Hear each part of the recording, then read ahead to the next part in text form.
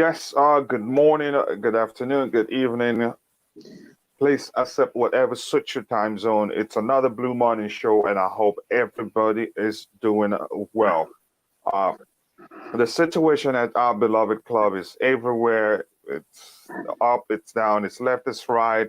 It's a conundrum, if you like, or it's so confusing that some people will not understand what's going on. So we're here today to try to understand everything and not overthink it and also not overreact.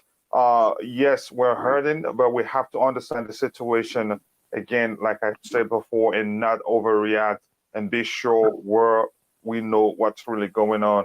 And again, I more importantly, I'm happy to have somebody in the house who understands the situation very well. He knows the club, and from a political perspective, he also understands what's going on. And for around that's for a few minutes into the show, I will share the link to the panel in the chat, so whoever wants to join can join in so that we can talk about the club we all love so much. Stav, welcome back to Chelsea Perspective. Hello, Coachila. Hello, everybody in the stream and down in the chat.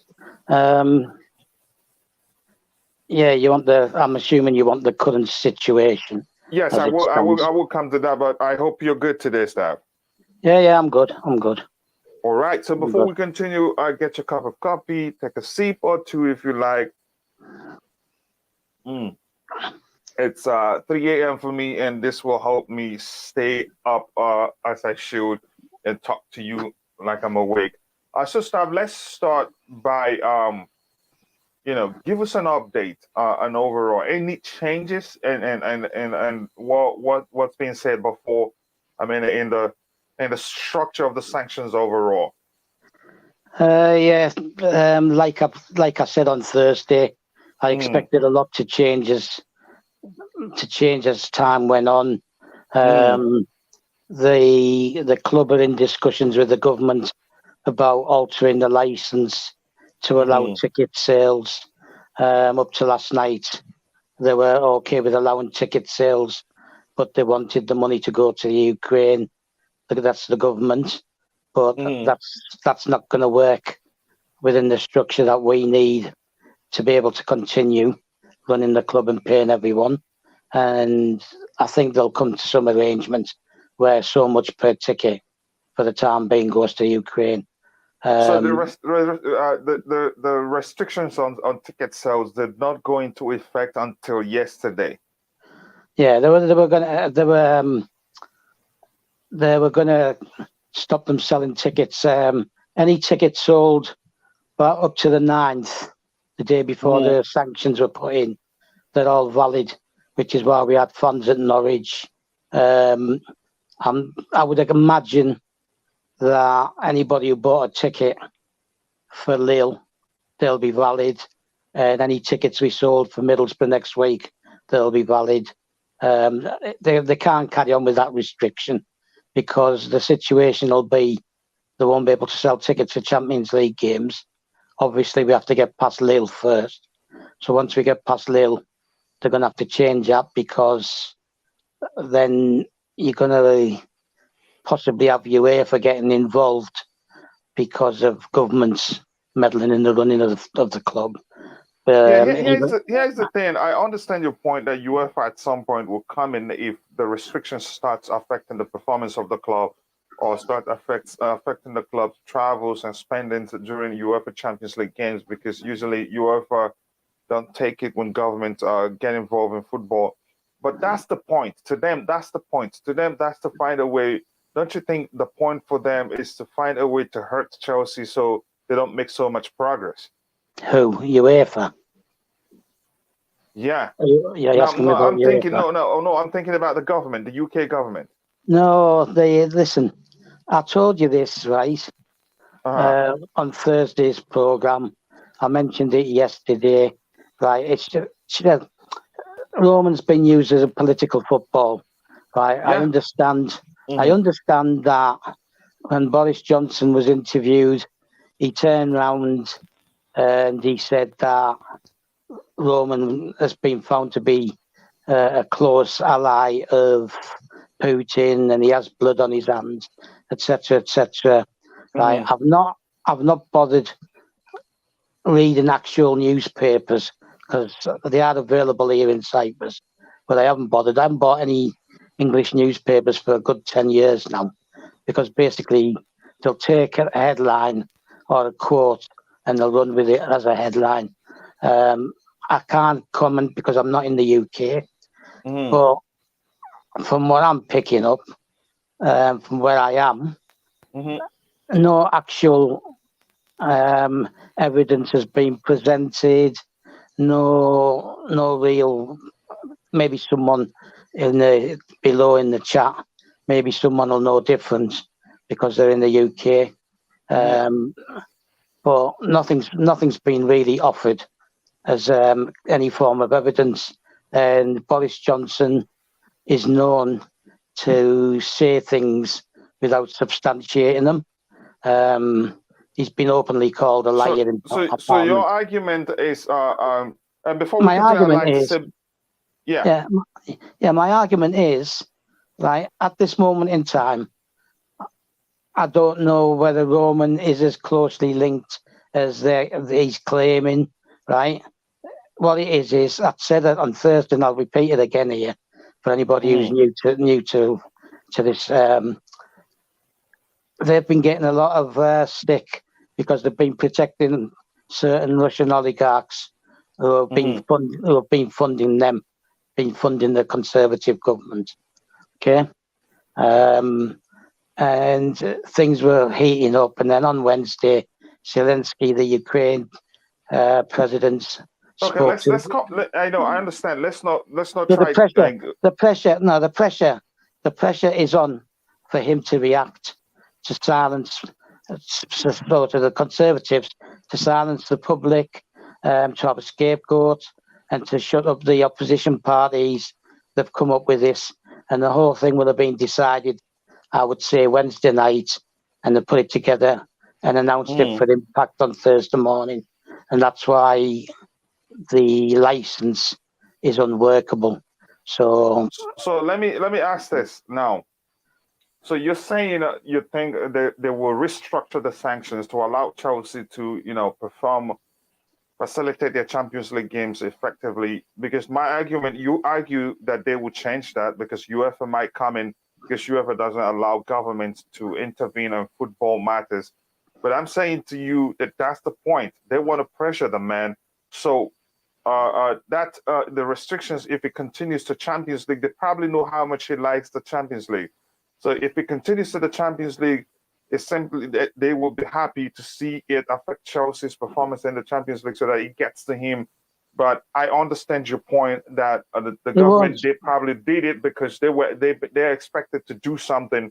They've been silent for a while, so they got the opportunity. They implemented the sanctions. So we're going to be taking the inputs in the chart one by one while we progress. Can I just say that the sanctions, right? His assets have been frozen. They haven't been taken away from him, right? Which means that they're not 100% certain themselves that they can take it away from him. Their thought process doesn't go as deep as trying to hurt him with the Champions League, and it'll be the same with UEFA. Right? The whole issue is they've got somebody to scapegoat. They're showing that they're doing something. We've established that. They want it over with quickly. Okay? They want it over with quickly. And I understand. Up to yesterday, the bank accounts were frozen by the bank temporarily because they wanted to marry up the license with the accounts to make sure that they're not committing any breaches of rules. The company credit cards were frozen as well for the same reason, but it's only temporarily while they check the license. Now let's continue with now. Can you tell us everything that everything that comprises the sanctions? You say something about the restrictions, credit card restrictions. You said something about non-sale of tickets, or how are the way Which other way does the sanctions Right. affect the club, the running of Right. the club? The first thing was to freeze his assets. Then they put the license down. In the license, they're not allowed to, which is totally ridiculous anyway, and that's going to change. They're not allowed to sell tickets, although tickets that have already been sold before the 10th, which was Thursday, anything up to the 9th, those tickets are valid. So the ground will have season ticket holders in. At the very least, they will find a way of away supporters being able to go to the games, because the money from away supporters actually goes to the home club, which means Chelsea will be making money. Up to last night, the discussions were that they would be allowed to sell tickets for matches, but they wanted the money to go to the Ukraine via some kind of central fund. But that'll change as well, because it's a major income, and that's going to change. Like I said. Okay, let me ask you this. Now you're saying I think we just moved to run and we're back at where we started again. No, you're saying that that's going to change. The restrictions on sales of ticket is going to change. Why do you think that will change? Because they've already had discussions. Yesterday, the club have already had discussions with them. They've already had discussions about tickets and things. We don't. The truth is, we don't know the outcome of the discussions yet. No, that's the thing. But it's been reported that they will be allowed. Initially, it was reported that the government have accepted that the need for sale of tickets, but they were restricting the money to go to the Ukraine. Now, people have been laid off because the club shop's closed. So people working in the club shop, and it's one of Europe's largest. When it was first built, it was the largest one in Europe. And so they employ quite a few people. The stadium tours, where you go on a tour of the stadium, that's an income, so that'll have been stopped.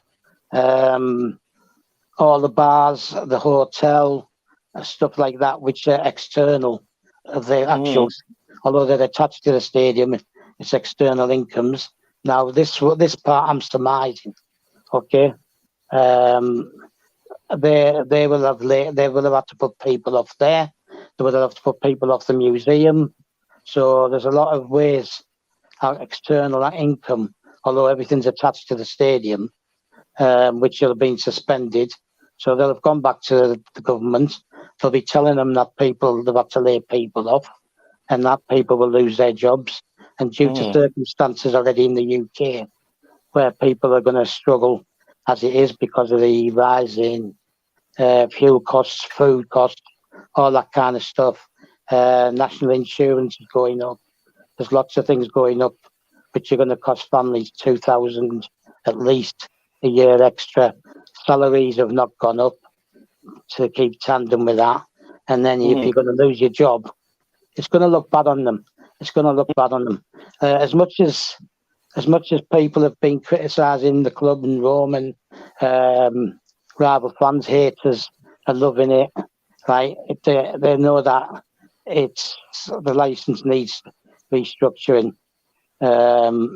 Obviously, I can't really say anything about that because, as you said, we don't know the outcome of the meeting, and I've just checked. Yes, that's the truth. We do not in any way know the outcome of the meeting.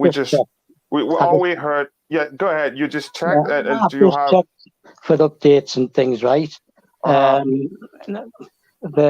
the moment, the situation is we can sell. Roman can sell the club, right? But the money must not pass through him in any shape or form. That changed. That came about last night. They originally the license was suspending the sale. They've come to an agreement after discussions that Roman can be involved in the sale. So, but he can choose the potential owner, and then the money's got to go into a central fund, either controlled by the government or the charity. They've got to set up a thing. And Stan, if you could give me a minute before we continue, I want to say big up to Phantom of Many Topics for being in the chat, and also my cousin Mwabweze Ugu. I appreciate you finding time to be there. It's always good to see you around supporting me. And I see Mikhail. Thank you very much for finding time to join. Blue morning to you all, and also Pierre Kakari. I appreciate you joining. And Pierre Kakari, if this is your first time here, please don't forget to smash that like button. All of you in the chat, please don't forget to click on the like button and subscribe to the channel if you haven't. That will go a long way for the growth of the channel. So go ahead, continue, Stab. Yeah, Pierre's from the Facebook page. He's one of the. He's been on the Facebook page from the beginning. We were both. Oh, okay. Right, the Facebook page was set up because we were in other Facebook pages. So which he's was probably already a full of subscriber. idiots. But go ahead with what was the saying. Yeah, so the situation currently is they're in discussions regarding the license. I expect to hear more of that over the weekend or by Monday. They've got to restructure it so that we can get to Lille for the start. Got to travel to Middlesbrough. So they're going to have to restructure it. They're going to have to accept Here's what gives me hope, really. I read something online about the PM's spokesperson saying that Chelsea has indicated that they'd like to sit around the table with the government to talk about areas of the contract that they'd like to see amended to allow the club to still be run properly. I think that gives me hope, and that for the fact that there's room that the government structured the license in a way that the club and the government can talk, and also the government will also allow that a restriction of the license. That shows that they really didn't want to run the club down. But the truth is, the little they did, or not even little, what they did already is very dangerous. I mean, it harms the club in a lot of ways. But go ahead, Star. Yeah, I sent you that you read. I sent it to you last night. I said from day one, right, there was the sanctions were announced for effect for their own political means and ends, right? And it was rushed, like I said to you just before we went live. It was rushed probably on the Wednesday night. They've sat round the table. Maybe Liz Truss, the sports minister, and probably Boris Johnson, that have come up with this license and its restrictions, and basically they've just thrown it together and they've put it out on Thursday to get maximum impact. And basically they're getting pats on the back from the media. So then, like I said, the froze everything. So first you say they froze everything. They froze. They haven't. Basically, they froze all his assets, which includes a house in Kensington. I think he's got another flat in London and things like that. They tried. I've heard a report now, right, that they tried to seize his 2 yachts, but he managed to get them out. But they weren't in the UK anyway, so that was other countries trying to seize his yachts. So he managed to get them out. If they're out, nobody can seize it if they're in international waters anyway. But anyway, basically they froze his assets. They didn't seize them. Okay, so they haven't took them to sell and things like that. They've just froze them.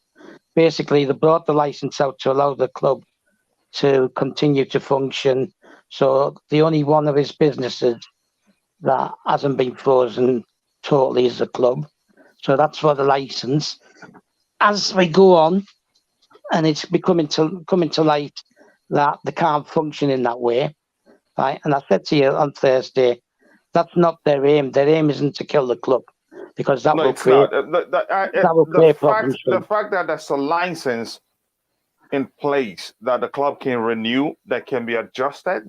The fact that to me means they do not want to destroy the club, but again, maybe unintentionally they've done some damage, given that sponsors even considered leaving the club Three already disgracefully, suspended their sponsorship of the club. Nike indicates that they're sticking with the club because those are the people I believe, the And companies I Trivago. believe that have people that reason, that have some brain matters in their head. They've thought it through. They probably have seen, okay, the club is not going to be destroyed. The club will eventually come back stronger, and Roman will let the club go so that it doesn't get worse. But go ahead. Yeah, it's to be fair. Nike were also considering it. The first one to openly back the club and say they were sticking by the club and giving their full support was Trivago, which is it's like a travel agent thing. It's like a very large. Trivago is a travel agent company that they have a website where you can go search for tickets, hotel rooms, and all that. But I'm not going to be promoting them here. I know. I just wanted to let you know that I know Trivago. So go ahead. Yeah. So Trivago is the first one to back the club and stick with the club. And to be honest with you, right, they've got a lot of credit from supporters and various other people by doing that. Then Nike came on board. Like you said, Three, which is a UK company. Right, that's the problem with Three. It's a UK mobile phone service. They wanted to save face too. Yeah, so. But I think it's not a calculated move there for me. Yes. It was rushed. Hyundai, who sponsor the sleeves on the shirt. Nothing's been. They just said they're considering it. I don't see why they have the need to pull out. They're not British based, so until they actually make a formal statement that they're pulling out, they've got to carry on paying what they owe and continue the sponsorship. There's some of the other ones, smaller ones, like Partners and stuff like that. A couple of American ones, I can't remember the names because they're not major. But like I said, even with the license, his ability to sell the club had been frozen as well. So, but that changed. You're saying the aspect that he's not that didn't allow him to sell the club. That aspect has changed. Yeah, initially. So that's an update. Yeah, and initially he wasn't allowed to sell the club. Yeah. That got frozen as well, right? So Rain, who were dealing with the sale, an American company, contacted prospective people who wanted to buy the club, contacted them and said everything's on hold because they don't have the license. But the government said that he could apply for a license, or the club could apply for a license to get on with the sale. And after discussions, they've obviously had discussions. After discussions, they've been allowed to sell the. There's nothing that says they've been given a license, but he's been given permission to sell the club. And then Rain were told last night to get on with the sale by Roman. Roman will have an input into who the new owner will be, and once Rain will deal with all the bids. They've got till next Friday. Then Rain will inform Roman. Roman will choose who, and that will then be the company will be put into contact with the government, and they've got to deal with the government as well. So the money's got to go into a central fund, either a charity, a central fund, or the foundation. Maybe the money can go into the foundation because it's a charitable. That's still to be decided exactly where. So we can sell the club, basically. Yeah, that's good. That's good to hear. And again, I think that calms our fears, because before that time, it just seemed as if the sale was off. It just seemed as if the situation just got worse because he can no longer sell the club, and the club will be probably most definitely going to administration. But that change brings hope. It brings a lot of hope because but I have to ask this question, and before I do, I'd like to say, Nick, welcome back to Chester Perspective. It's always good to see you around. Yeah, nice. Thank you for joining. John. Oh, I always join how stuff. Yeah. Yeah, nice to see you. Yeah, thank you, Nick. So now they've made the adjustment, and now it's true that he's allowed to participate in the sale of the club, and he has the final say. He's the one to choose the person that sells the club, so that buys the club, so to speak. So my question is this: if the club is sold now, will the sanction go away immediately? Yeah. Okay. Right. There's one or two factors involved. I did tell you on Thursday that their aim wasn't to bury the club. They just wanted us. If you remember, I understand that part, but my question is, if the club is sold today, will the sanction be lifted immediately the moment the ownership switches? Go ahead. I'm speaking to people in the chat as well, right? Me and you've already had discussions. I've been sending you messages. I'm just bringing it up to date for people who are listening in. Okay. Now I told you Thursday that wasn't their aim, right? It was a rush job to get the sanctions in so that they could show off themselves, right, and that they're doing something. Yes, Sam, I understand that. I'm gonna listen. Yeah, just the most important thing is will it go away? I understand the other part already. Yes, so listen, I'm trying to explain to you. The EPL said even last week when he said he's going to sell the club that they could have all their paperwork done, all their restrictions, because they have to do checks on prospective owners, right? Although I don't know what checks they did on Newcastle United's owners, but anyway, they said they would do that within 10 days. Okay, the thing next week is Friday, right, which brings the end of the tenders, right, and there's two concrete ones, and there's at least 6, 7, 8 more who are interested, who are trying to put things together. You've got a couple of guys who own American sports clubs, consortiums. You've got Nick Candy, who's from London, and he's trying to get financial backing from the US because he wants to do the stadium as well, which is what Roman wants to do. Right? That's one of the conditions, that people buying the club have the money to continue in the same vein, success-wise, and do the stadium. Right? So that's what that. So then it's only a natural progress that it could take 3 to 4 weeks for all the paperwork to be done, money to be paid into whichever fund it's going to be paid. I understoed. Here's the answer I was looking for you. You're talking a month to 5 weeks. Yeah, okay. Yeah. For the sanctions to be lifted. Yeah, even if lifted altogether. Right, the sanctions are on Roman. Okay, they're not on anybody else buying the club. They're on Roman. So you would think, if that's the case, you would think one would think the moment the ownership of the club shifts to someone else who is clean, then the sanction dies with it. Just like with this comment by Donna Raymond, which says if the club is sold today, the sanctions died with Abramovich, it will go away. And I believe that because she cannot sanction the new owners who I do believe will not in any way be connected to Putin.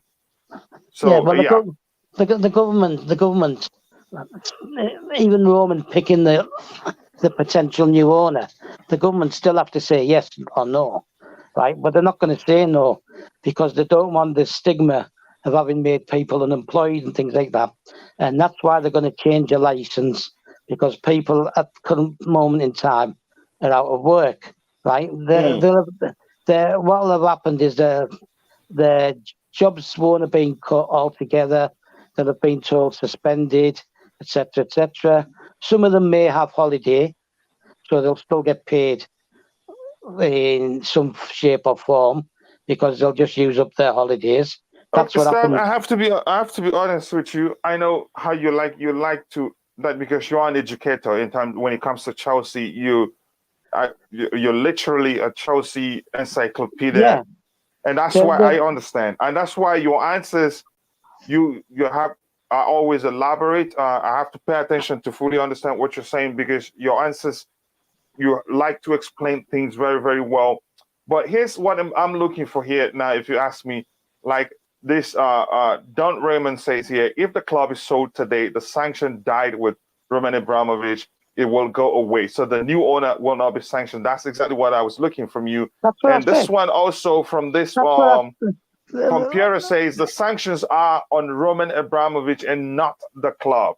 So once a Roman is gone, yeah, exactly. I think there's a misunderstanding here, and the way it's being phrased, or the headlines on newspapers, on some social media outlets, it's being phrased as if the sanctioner is on Chelsea Football Club. The sanction, yes, thank you for putting that correctly, Pierre.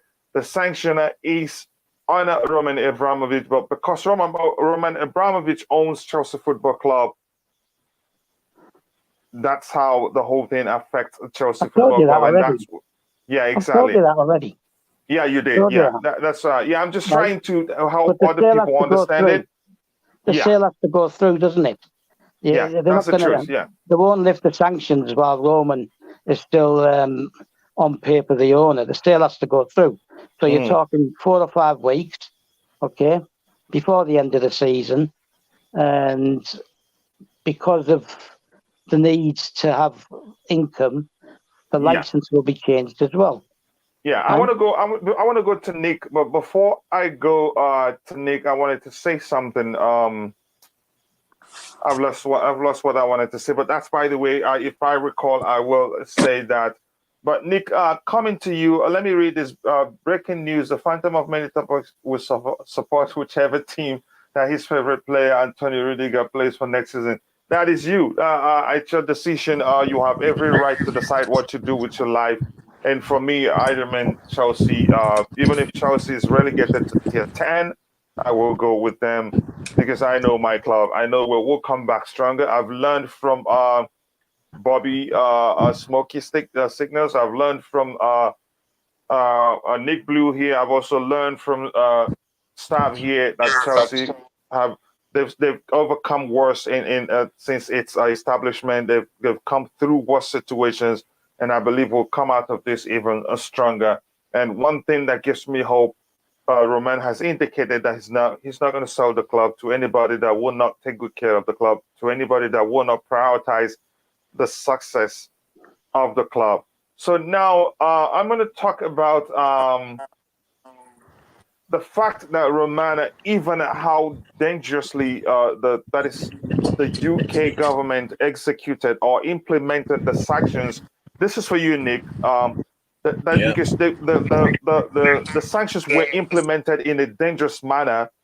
That if Romana got angry and is a bad person, he would have said, "Okay, maybe he wouldn't be able to do that after the sanction. But if let's assume he's able to call in the money that's owed him after the sanction, he could do that just to cause problems for the club. But he didn't.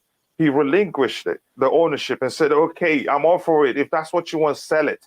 All he Yeah. wants is just to, be involved in the sale and to be sure that club is sold to the right person that will help the club to keep being successful and being one of the biggest clubs in the world. Nick, what does Yeah. that mean to you for Yeah. Roman to have Of course. relinquished the ownership willingly? Yeah. Of course, because that's the sort of man he is. He's a great person. He's not just a great owner. This guy, look, he loves Chelsea. He's a fan like me, Staff, or you, or anyone else. He loves Mm-hmm. Chelsea. He's a big fan. He always will be a fan of Chelsea. And he Mm-hmm. was, well, he goes into the right hands. That's all. If he wanted to, he could have walked out and, just leave everything. But no, he wouldn't do that to Chelsea because he loves Chelsea. Mm-hmm. You know, this government, they've ruined this person's life. I can't believe, I'm really, I'm still gutted. I want to go and protest that down the street and everything, but no one else does. So it's no point me going by myself. And like what you said before is right. The sooner we get someone, the better it will be for Chelsea. Hopefully, it's that guy Candy, like that said. I hope he's him because we will get to that. We will get to that. That's the next segment of the show. And before I go to start, Nick, what do you think about this comment on the screen? I think that pretty much this comment from Pakistan pretty much sums up the situation at Chelsea. Given that the finances have been frozen, the means of income have been frozen also. They can't sell tickets, they can't sell merchandise and all that. So this comment says the UK government has temporarily banned unlimited oxygen in the air for Chelsea players and staff. The players and staff now have to consume limited oxygen. I think to me that pretty much sums up. What do you think about that comment? I think it's disgraceful. This is sort of government we have. They're taking it out on the normal people on the streets, working people. That's nothing to do with the war. They're taking it too far, man. Of course, we can't buy players, we can't buy tickets. I'm a member, and I can't go now because I'm not a season ticket holder. I'm a member. So I can't buy a ticket. We have to wait till the new owners come in, and starving the money for the players and to buy players. We can't buy players. We can't sell players. We can't do nothing till we get a new owner. It's disgusting. It's not. They just find like we said before. They find this is the scapegoat for the war. They want to put it on Roman Abramovich. And Chelsea, what's Chelsea got to do with the war? It makes no sense. What they're doing. Yeah, it doesn't make sense in any way. They're doing something that's affecting their own people. Yeah, they're affecting staff. Yeah, like staff talked about already talked about people that work in a consumer something have lost their job. People are losing their job. These are British people. So I don't know whose plan it was to do it in a way that it will affect your own people. To me, it doesn't really make sense. Stop. Can you take a minute to talk about this? Go ahead. You wanted to say something, Nick? Yeah, I was saying, it affects the normal people. Look, how many thousands work for Chelsea? They're going to lose their jobs, like Staff said. It affects too many people. And what's it to do with, what's it to do with me, of being a fan, to do with that the Ukraine war or anyone else? We're against the war. We hate what Putin is doing. We will shout for Ukraine, but you don't do this. I think their reasoning I think their reasoning is probably because they know how much the man loves football. Sure. But I'm not sure if they were able to get a hold of his other properties in the UK. Go ahead. Punishing him. They're punishing us. They're punishing the fans, the people, and everything else. Why are they so corrupt? Yeah. Can I come in? Yeah. Yes, go ahead. I've told you this, right, and I've said it again today, and in all the programs I've been on since Thursday, right. They didn't think. That's the whole point. They didn't think about anything, right? They were put under pressure. Like I said, the guy was in Parliament via video link on Wednesday. They all stood up. I mean, the other day, the ambassador for Ukraine to London was in Parliament. They don't allow non-MPs in Parliament normally. They stood up. They gave them a rousing round of applause, all sides of Parliament. So the pressure's been turned. The screws are being turned on the government. So come Wednesday night, they've sat down together with his cabinet and they've come up with this stupid idea, right? They've sanctioned They basically they froze all his assets, but they come up with a license to allow the club to continue because they don't want the stigma of killing the club off. They didn't think about it. Yeah, it wasn't properly thought out. The government, right, are inept. Okay, the whole cabinet, they're all yes people to Boris Johnson. I've got to tell you this because you need to get the full idea if you're not from the UK. Nick will know this, right? The cabinet are all yes people, right? They're all there, and it's designed to keep Johnson in power, right? Very Putin-esque, if you want to put it that way, right? So they're not efficient. They're not clever, right? They're not experienced. Most of them are useless. They were backbenchers, right? Yeah. They haven't even been in the cabinet. It was Steinmeier, the Labour, they're the same. He's the same, Yeah, he's a dick. He's a dick as well. All of them. He's a dick as well. He's a dick as well, right? So the whole thing was... He's the one who started it. Get everyone going about Abramovich. Well, it started off with Margaret Hodge. Yeah, then it was that Chris Bryant, right? Neither of them have got clean cupboards. They've got skeletons in their own cupboards. Same thing with Starmer, right? Starmer's taking money from Israel. They're all crooks. They're all crooks in one way or another, right? With Starmer, so you understand, yeah. This is for non-Brits. With Starmer, right? He's taken money from his pro-Israeli billionaires and millionaires because the unions, right, have either cut or withdrawn the financial backing they were giving the Labour Party because Starmer is centre to centre right. Okay, he's not left.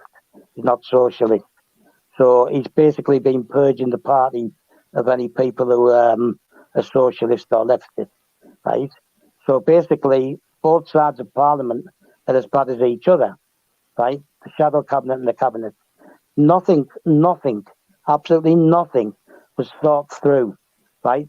They were sat there, I can imagine it, piece of paper, Boris Johnson sat there, he's turned around to Liz Truss, who's the foreign minister, right, what shall we do? And I can't remember the sports minister's name. She's a woman as well. No experience of sport or anything or how the sport is run, what is entailed. And they've just started writing this nonsense down for the license. And the license has been brought in. But people stop panicking because it's going to change, right? By Monday, we could have a totally different license. Yesterday morning, right, the upshot was that Roman could apply for another license, right, through the government, which would allow him to be involved in the sale, right? No license has been issued. They've just agreed it between them, right? It's probably Bruce Buck and Marina have met the government. They've said Roman wants this. He wants to sell the club. He's happy to sell the club, right? He doesn't want or expect anything, right? And this all dates back to last week when he made his announcement he was selling, right? And he used the word net, right? Yeah. So people are thinking, oh, hang on a minute. He wants 3 billion, 1.5 billion for Ukraine and 1.5 billion for the money the club owes him, right? And they wanted to stop that. They want to stop him getting even 1 cent, okay? And so the whole thing's been rushed, right? It hasn't been thought out. That's how the government works, okay? That's how the British government works. The opposition will waste space. Yeah. So, people stop panicking because we've moved so far forward since Thursday, right? Things are moving again. They will have to alter that license. They will have to allow the club to open the shop, right? The reason they've closed the shop is because it's difficult to control the merchandising because you've got the mail order as well, which goes abroad. So that's why they've closed the shop. All right. More importantly, yes, we've established that is every every you could say all the things that define the sanctions, what the sanction mean to Chelsea and Chelsea Football Club. And also, we've established that Roman is allowed to participate in the sale of the club. He has the final say on who buys the club. Again, I'm going to repeat myself. The fact that Roman has the final say on who buys the club gives me hope, because he's Yes. indicated from his statement that he will make sure that it's his interest priority remains the well-being of the club and the fans, and also the employees of the club. So now we can move to the next segment, which talks about the potential new owners. I'll start with you, Nick. I know you're well acquainted with those who have been talked about in the media as the potential owners, those that are planning to buy as a group. You talked about Nick Candy, we talked about Wyss and others. Yes. Which of them would you not want to buy Chelsea Football Club? Well, I don't want none of these American owners, because we're only going to be like Arsenal if that happens. They're just for the money and to take it to United States for the baseball and basketball, whatever. We need someone who loves football. Someone, if it's not Candy, let's hope it's going to be someone who loves football. And the best thing is if he's a Chelsea fan, like Candy is. So I'm just hoping it's him, really. So But, you don't want the Americans. We'll talk about that. I'm an American, but I'm fearful of an American buying Chelsea Football Club, and I'll let you know why. For some reasons, given I think the Arsenal owners are Americans, right?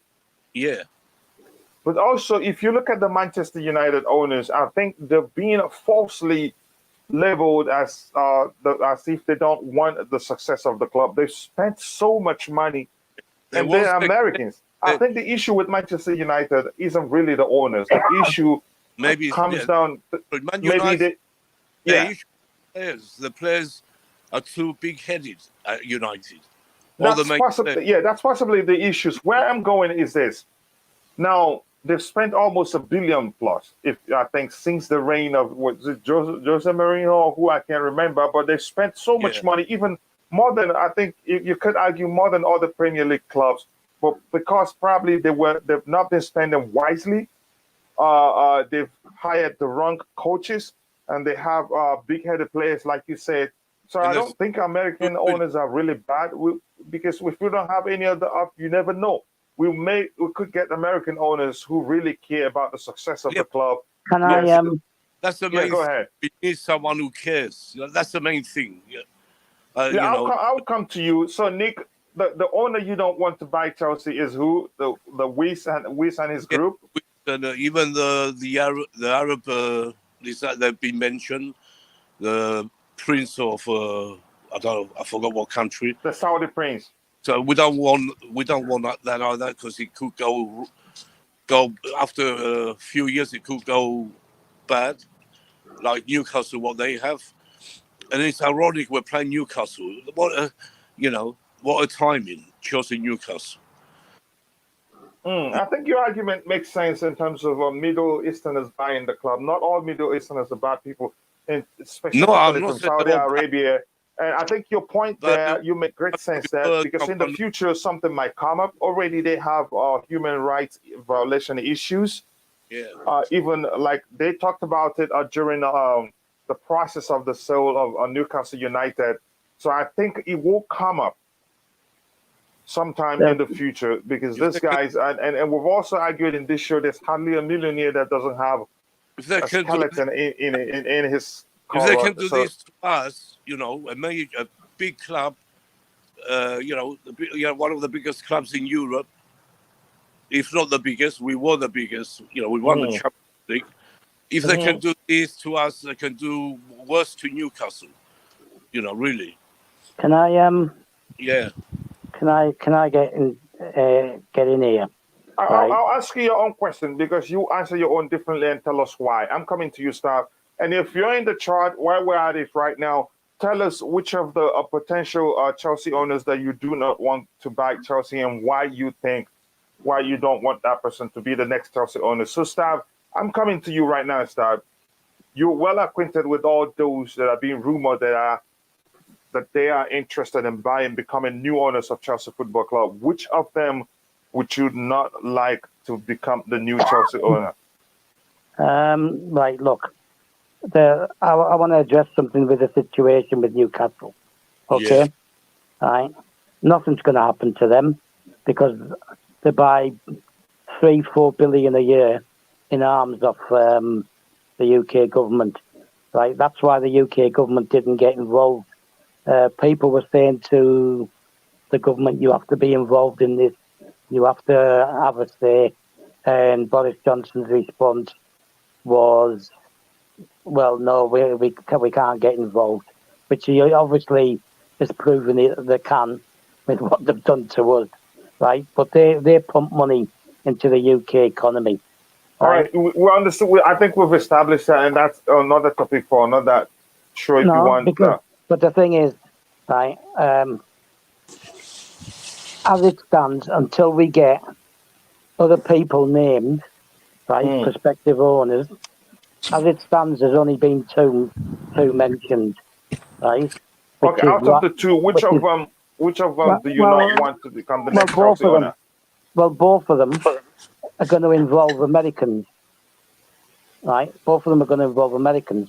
So why do you dread Americans buying Chelsea Football Club? Right, listen, right. Both of them, including Candy, are going to involve Americans. Candy doesn't have the cash, right? The best owner, right, even if it's a consortium, is a consortium with a figurehead, right, which is going to be allowed to have the say, right, and that would be Candy, okay? I will still ask you who you want to buy I'm going to tell you. I'm going to tell you. No, I haven't asked you that. What I asked is who you do. Each of that is from the potential buyers. Which of them do you not want? Right, I want Candy dependent on who his backers are going to be and how much leeway he's given to run the club. Since you said you want Candy, why do you want Candy to become the new Chelsea owner? Because he's a Chelsea fan, and has been for 40 odd years, right?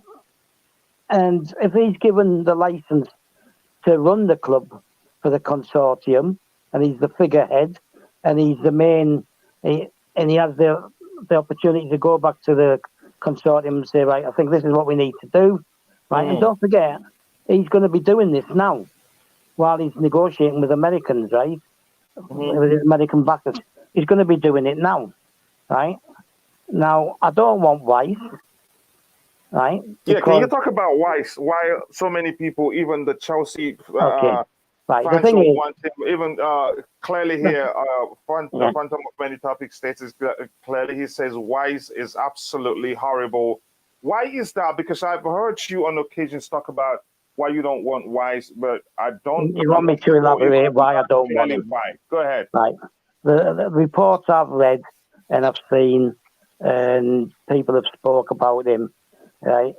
He is Swiss, okay, but he's not. He's Swiss. That's one of the points. Okay, he's Swiss. Go ahead. Yeah, but he's not your typical Swiss, right? The Swiss are typically known as being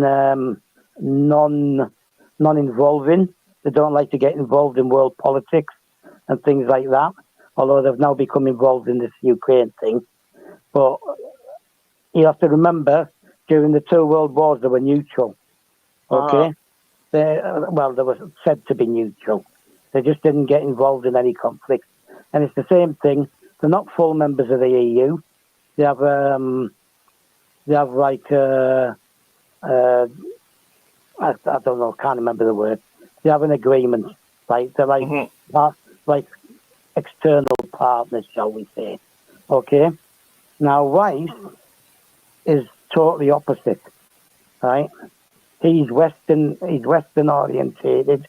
He likes to get involved, right? And the story I've heard is the reason he wants to buy it is because he doesn't like Roman or any oligarchs, and he wants him out of the club. And his agenda is to get rid of Roman, right? So I would question his motives, and I would question how committed he was going to be to the club. And But here's one thing I'm going to say here. but the yes, main man's yeah. going to be Boehly or Boyle, whatever his name is, the American. Okay. He's the main Now let me, finance yeah, Todd Boehly or something. Let me say this. Boehly. I get your point clearly. Nick Candy, given he's a lifelong Chelsea fan for 40 years. That's a good criteria to look at. I think you could look at that and say and be hopeful that if he eventually buys Chelsea Football Club, 50 years if eventually he leads the club, the group that buys Chelsea Football Club, that he will do well. But that's no guarantee. I prefer a single individual as the owner of the club. That way, decision making will be swift. Because as a group, before you make a decision, you have to call a meeting, and all the owners, the stakeholders will sit and decide. Okay, is this what we want? Do we want this or do we not want the other thing? And usually, it takes time for a group to come to a conclusion on what to do or what not to do. That's why I prefer a single owner. Like you've mentioned, Candy is good. Happening. It's a good option, but he doesn't have the money, so he'll probably have to. Coachila, that's not happening.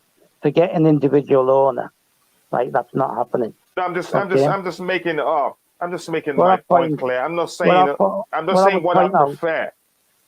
What I would point out, yeah, I get your point. What I would point out with regards to Man United, right? Man United is already a cash cow, 74,000 capacity, right? It's already a cash cow. Biggest merchandising around the world. Yeah. But so one of the sons, one of the Glazers is responsible for running the club. They just want to collect the cash. Daddy and uncle and all that lot, they just want to collect their cash. Okay, now I understand, Stab. Let's quickly move ahead because we have a lot to talk about. I think you've made your point. I've made my point. I understand what you're trying to explain, why it's not possible for a single owner to buy Chelsea now. But I'm just saying, I'd rather an individual buys Chelsea than a group. And I've given my reason. I'm going to start sounding like a broken record right now. My reason being that with an individual, it will be easier to make decisions. Decisions will be quick, but with a group that have to have series of meetings, in some cases to even come to a conclusion and decide what to do. That's my point. I'm not arguing with you. I understand your point. I'm just saying I'd prefer a single buyer. So Nick, let's look at this comment on the screen because we're going. It's meant to be an interactive show, so we're going to be looking at the inputs in the comment section. And I see one good one. Mikhail always bring the comic relief. You guys need, he says, let me just go back to it quickly and come up again. I don't want to lose this comment that we're looking at right now. I think this comment says, I think American owners are more likely to treat the club as just a business, whereas Nick Candy is a lifelong Chelsea fan who has made his money in property. Yep, is. I think your argument makes sense, but here's where the issue comes in. Nick cannot buy the club alone, like Stav had already mentioned. Nick needs a group to buy it, and he's looking to buy the club with some American interested parties from the United States. So Nick alone will not be making the decisions. That's where I have an issue with your comment here. Nick is a lifelong Chelsea fan, but once he buys the club with a group, it's not up to him. If the Americans want profit, they want profit. He can't stop them. He's one out of probably 4 people or 3 that will buy it. So they will always win. Their decisions will always, trump his own decision because there will be a vote in most cases to decide what to do. Yeah. So let's look at all the comments there. But if you have anything to say, Nick, you can comment. Yeah. I know what you're talking about. I know what we want Candy. It would be nice just if Nick Candy could by himself, take over. But like Sav said, that's not going to happen. it won't happen with anyone. So we just have to hope, it's the right people. We have no choice. We can't do nothing. We just have to hope these guys, if it's Nick Candy and this group, will be like him in a way. We don't know right now what's going to happen, which group is going to be. Yeah, I think that makes sense. So I it's think very hard. Yeah, My go whole ahead. point. we Sorry. can All hope. we can do is just hope for the good for that because we somebody don't know. who loves football to buy. Yeah, we don't know. We have no hand in the sale of the club. So you were going to say something, Stan? Yeah, my whole point of mentioning the Glazers, right, is although the fact that it's basically a family in a consortium, right? The one son, right, controls the club on a daily basis, and that's my point about Nick Canty and how much autonomy he's going to have. Any American owner, right, is going to want to. They have to redo the stadium for starters, right? That's a condition. They're going to want to branch out and use the stadium more. So if a couple of them own baseball teams, they're going to want to take baseball matches, like Tottenham with the NFL, right? The stadium will be used for concerts and things like that.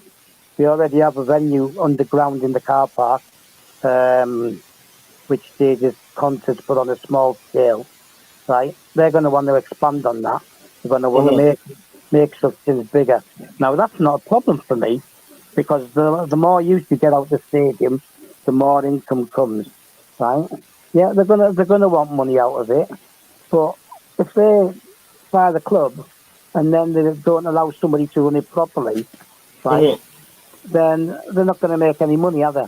So they've got to realise that they've got to invest in the team and keep the team up there, which is one of Roman's conditions.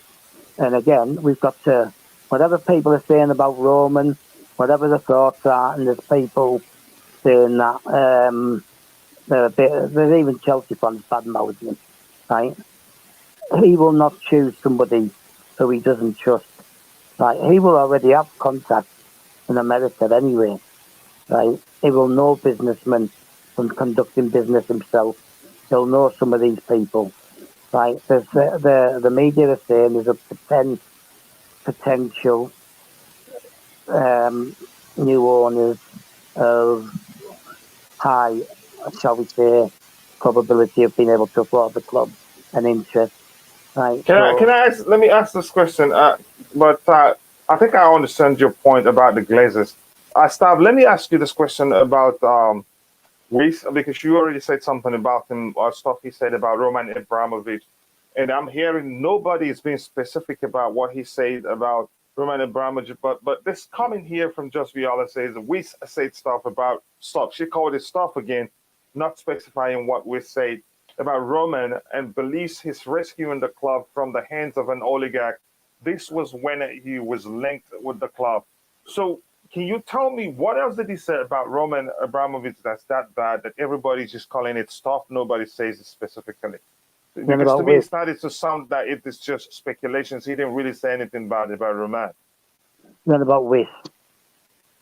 Yes, Wyss. What did he say about Roman He hasn't said anything. He hasn't said anything openly, right? And he's not going to, is he? Right? The only thing he said openly was that Roman approached him. Okay. So we can all agree that the Roman he hasn't said anything about Roman. And before I let you continue, I'll let everybody in the chat. The link to panel is in the chat. I'll find it to highlight it. If I don't see it, I'll send it again, and then so that you can join the conversation if you want. On Saturdays, we usually have a marathon of Blue Morning. It's no longer Blue Morning. It is Blue Noon because it's 12 p.m. in the UK. So guys, stop. Yeah, he hasn't said anything openly.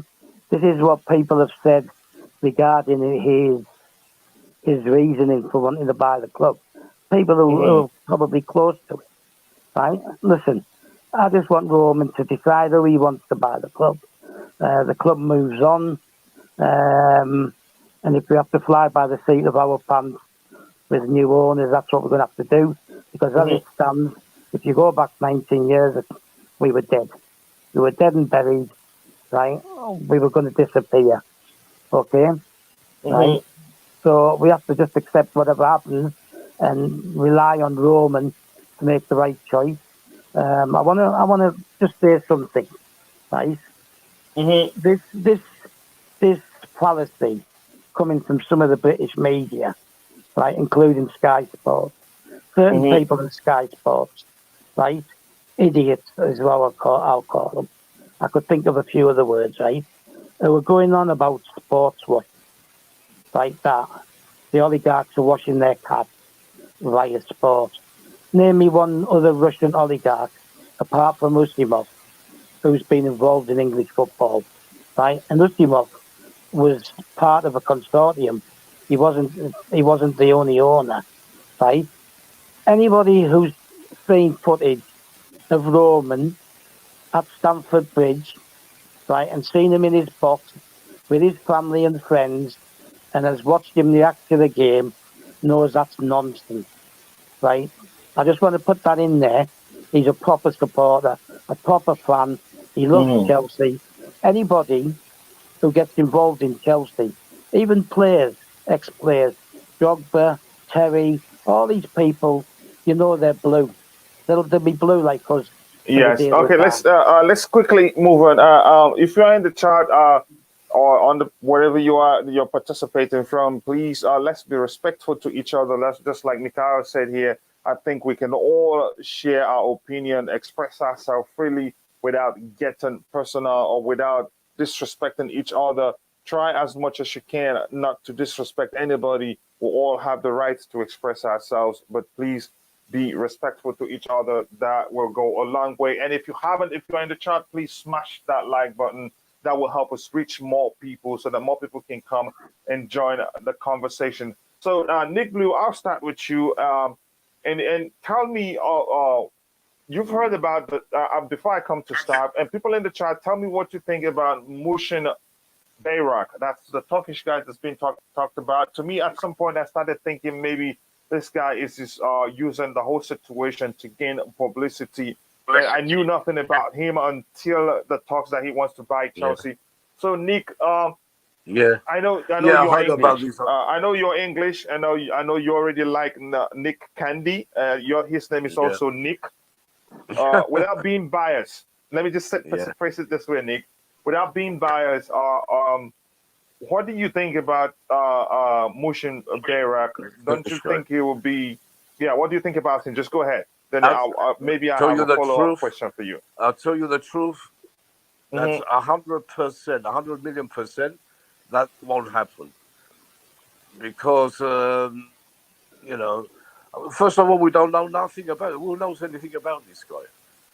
Nobody knew nothing about him until the talks that he's interested in buying Chelsea. Yeah, but no one knows much about him. I don't think I don't think we're going to have him. I'll be very surprised. I'll be shocked. What if there's a possibility? Like I said, that's impossible. What if there's a possibility? Choose it. If you're asked to choose between him and Candy, who do you choose?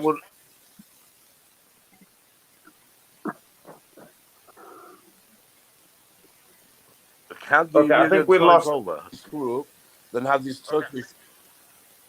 Yeah. Can you hear me? Yeah, you're breaking up a bit. I think your connection is not stable. Yeah, it's something with it. Yeah. Can you hear me now, or should I go out? Yeah, we can hear you. Yes. Yeah, I'm just saying I prefer Candy a million times over than this Turkish guy who we don't know about. Okay, I think you make a great point. Your point is that you know nothing about him. How about you, Stav? Before we talk about this comment on the screen, which from Nikai, which says Candy is yet to have formed any consortium for bidding on Chelsea. So, which means this practically says all Candy has been doing is all talk, no action. So, but coming to you, Stav, Nick Candy and the Turkish guy. Mushin Bayrak, who would you prefer? Let's just think and just believe the motion is serious. Which one would you prefer? Right. To be a billionaire in Turkey, you have to be connected to the president. Okay? And that's really deep. You do. No, that's deep. I understand. That's what I'm saying. That's deep. That's something I haven't even thought about, given the way the country is run. But go ahead. You do. You have to be connected to the president, right? Right? So what makes him any different than a Russian oligarch, right? Interconnected to the government. I might upset some people here, right? But that doesn't make him stable, okay? So we could end up going down the same route again, right? And because Erdogan isn't stable, people can try and defend him, but he's not stable. So, and just in a simple answer, you prefer Nick Candy?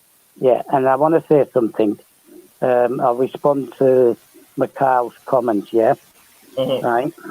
Now, Nick Candy has been quoted as still being interested. He's going to the game tomorrow. Okay. If he's going to the game tomorrow, I don't know if he's a season ticket holder or what. But if he's not a season ticket holder, he's there as a guest of Chelsea. Okay, that's the only other way he can get into the ground for tomorrow's game. Right? So you prefer Nick Candy? Yeah, and I'll explain to you. I want to answer Mikhail because he's raised the point, and I want to answer that point. Okay, Roman Abramovich tends to do his dealings in quiet.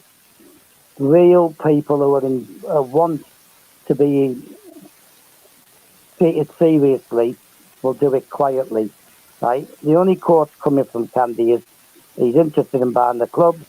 He said that he wants to redevelop the stadium, which is a plus bonus for me anyway, and it will be a plus bonus for Roman. If he puts in a bid, he's going to have to present how he's going to fund the stadium. He's going to have to prove to Roman, okay, that he's going to meet the two requests that Roman has, i.e. keep the club competitive and deal with the stadium. Now, just because Candy hasn't turned round and said, "Oh well, I've got this backer, I've got that backer," etc., doesn't mean he hasn't got any backers. Doesn't mean it's not a valid attempt to buy the club, right? He's just been less open about it than Rice, less open about it than Bayrak, and less open about it than Boehly, right? He's not speaking so much. Okay, so I understand your point. The clear point there is that Roman likes to do his business, doesn't like to do his business in the open. So Nick is he's a solid candidate for the purchase of Chelsea, if you want to phrase it that way. But to me, I'm still with that Mikhail's comment that Nick Candy, for me, is all talk, no action. So he hasn't even formed a consortium yet. To me, if he's serious, he should do it as soon as possible, but he doesn't have the whole world for that. And I want to take this opportunity to recognize the presence of Declad, my brother and friend, and also DJ Sal, my brother and friend also, and everybody in the chat, Jazz Viola, the queen of Chelsea Perspective, Mikhail, also my brother. I appreciate you all. So I want to go back to this comment here. Let me see. I hope I don't miss it. By the way, the one we just talked about is Candy is yet what to have formed any consortium for bidding for Chelsea FC. What do you say? Can I ask you and Mikhail a question? Yeah, ask us a question. Right. How do you know he hasn't? How do you know he has? I haven't That's said one he back has. at you. That's the thing. That's the thing. I That's the thing. We have to. Here's the thing, Stab. I've already stated that Roman prefers to, and proper people who want to buy the club, right, won't spout too much at the moment. Right? Nobody knows if he has or if he hasn't. Nobody let me ask you this, Stav. I know you understand the whole process better than I do. The question is, I think from what I'm seeing, reading in the media, is that there are about 4, 5, 6 weeks to get the club sold, and Nick hasn't formed a consortium yet. Do you think a consortium? Do you think it will be easy forming a consortium or a group if you prefer? Sorry. Where have you seen it? Where have you seen it?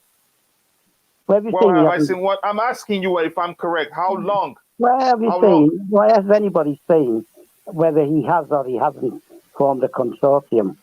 Can I explain something to you? If that's the fact, we don't know. The fact is, we express our opinions, and also we speculate. I'm coming. I'll let you speak, Astav. I know you like to fight with me, but I'm not going to let you win this one. I'm not fighting with you. If I wanted to fight with you, no, it's a good fight. It's not fight. It's not fight. It's not a bad fight. We argue to find out the truth. We try to be as objective as possible, and that's what the show is. The fact is, all of us here, we speculate. We've never been to a meeting where the discussion is on how the process of that is to sell Chelsea. We just speculate from what we see in the media, and what we see in the media the ball been everywhere. Nothing in every 2 hours, some in a day changes to something else. At first, remember what we heard about the sanction at first changed the next day, even a few hours after people hearing about the sanction. What we thought the whole thing was we're not what we was really, what they were, so to speak. So we speculate. We try to find the answers from what we see, what we think is, makes sense. That's what we're doing here. And that's why no matter how we see it, a single opinion, we cannot decide. We cannot sit here and say, okay, this is what it is. You cannot say really that Nick has formed a consortium, and I cannot say he hasn't formed. But since the speculations are that he hasn't formed a consortium, to me, it's all talk, no action. So if you're on the chat, let us know if you think Nick Candy is serious or if you think it's all talk, no action. Go ahead, Sav. You wanted to say something. So you think that he's just going to the game tomorrow because he wants to watch the game? Because he's a fan through and through. No, I'm telling you, right? If there's a ban on the sale of tickets, right? Okay, he is going, and I've not read anywhere in all the stories. I've not read anything attributed to him that he's a season ticket holder, right? I read one of an Arab guy who's a season ticket holder, okay, who was initially named as being interested, right? We've been linked with at least two, possibly three, because there was an Egyptian guy who said he's not interested, right? Now, what I'm saying to you is, if there's a ban, okay, on selling tickets, and he's going to the game tomorrow, it's not beyond the realms of possibility that he is going as a guest to the club. Why the club going to invite him to go to the game, right? Mikhail's comment, right, was dismissive, and we can't dismiss him, right? I'm more dismissive of people who, like Wyss. Why has Wyss gone quiet now? And it's Boehly who does all the talking. Wyss was the originator, and now it's Boehly doing all the talking. Okay? Right? There's a distinct possibility. I believe that Boehly has got enough money to just buy the club on his own. Okay? Whether that's a good option for us or not, I don't know, because I don't know enough about him. There are others involved. We've got baseball clubs, at least two, I believe, different baseball ones. We're told there's 10 people. Right, now you asked me about Byrak, right? He stated that all the paperwork was done, okay, and that it was just a matter of signing it, and then the sanction coming on Thursday. He was planning to sign the papers on Thursday, and the deal was done, right? We're now in Saturday, okay? Roman could just turn around and say, yeah, I want him to have it, right? Because apparently they know each other. And Roman's in Israel, so they're in close proximity to each other, right? Now, Roman could just say to Reign in America, and the government. Okay, Stab. I want him. What's your point? What's your point here? My point is, right, that he's done too much talking. Now, Nick Candy, okay, all he said is he's interested in buying the club and he's interested in developing the stadium. He hasn't gone any further than that. He hasn't gone down the road of Wyss or Boehly or Bayak, whatever his name is. All right. Right? Thank you for pointing that out, and that makes and dismissing him, right, as a proper candidate to buy the club, right, and assuming he hasn't got any consortium or whatever, right. This has only been 10 days since Roman announced the sale. Okay. I am not dismissing him. I'm just judging from what. You may be not. You may be not, but I think McCall's comment. All right, I understand. So now I saw a question. So before we continue, now I see a question from Just Viola asking what's Nick Candy's net worth. Nick Candy is worth it says 850 million pounds. So that's why probably he's looking for others to join him in buying the club. So let's talk about this comment here on the screen, which reads, under the sanctions, the government says the club is no longer Roman's to sell. So think that the UK government would decide the next owner and Roman would just have to accept the conditions. Nick Blue, what do you think about this comment? Because it makes sense. If you ask me, it makes sense that it contradicts what's been out there in the media. Yeah. That's all media talk. Don't believe in this media. I keep saying it. That's a lot of rubbish. It's up to Roman. It's not the government. Roman will have the last say. Who he wants to sell the club to. Forget this media. People believe too much rubbish. I don't believe none of them. These pundits and media and all this. If I don't hear it from Chelsea FC, I don't believe them. I have the Fifth Stand Up, Chelsea Football Club, and they tell you exactly what's going on when it does go on. Can I make a point here? Which Pierre is missing? Okay, right. Originally, right, the government stopped Roman from being able to sell it, right? But as was reported, initially he had to apply for a license to have the ability to sell the club. Okay? Now, Bruce Buck, Marina Ganassia, and Eugene Tenenbaum, and all these people on the board will have had meetings with the government. Okay? Right? And it's progressed. We've moved on from that stage. Okay? We've moved on from that. Now, the Daily Mail have been quoting the Daily Telegraph through British papers, both pro-government, both with links and contacts within the government. And the Telegraph is the one that broke last night that Roman's been given permission to get on with the sale and he's allowed to decide who he sells to, right, etc., etc. But he has to prove that none of the money is going to him, right? That's the progress. Right? I told you before, let's forget some of this stuff that came out on Thursday. That was just rushed BS, okay? Right? That's the progress in space of 2 days, right? This was announced last night. So Roman is now told the people handling the bids and stuff, right, in America, to get on with it, and that they've got to have all bids in by next Friday. We won't know until next Friday who is valid, right, who has formed the consortium, who hasn't, and who's a fake, right, until next Friday. That's the deadline for all bids, okay? Now, answering Pierre's comment, we've moved on from that, okay? We've moved on from that.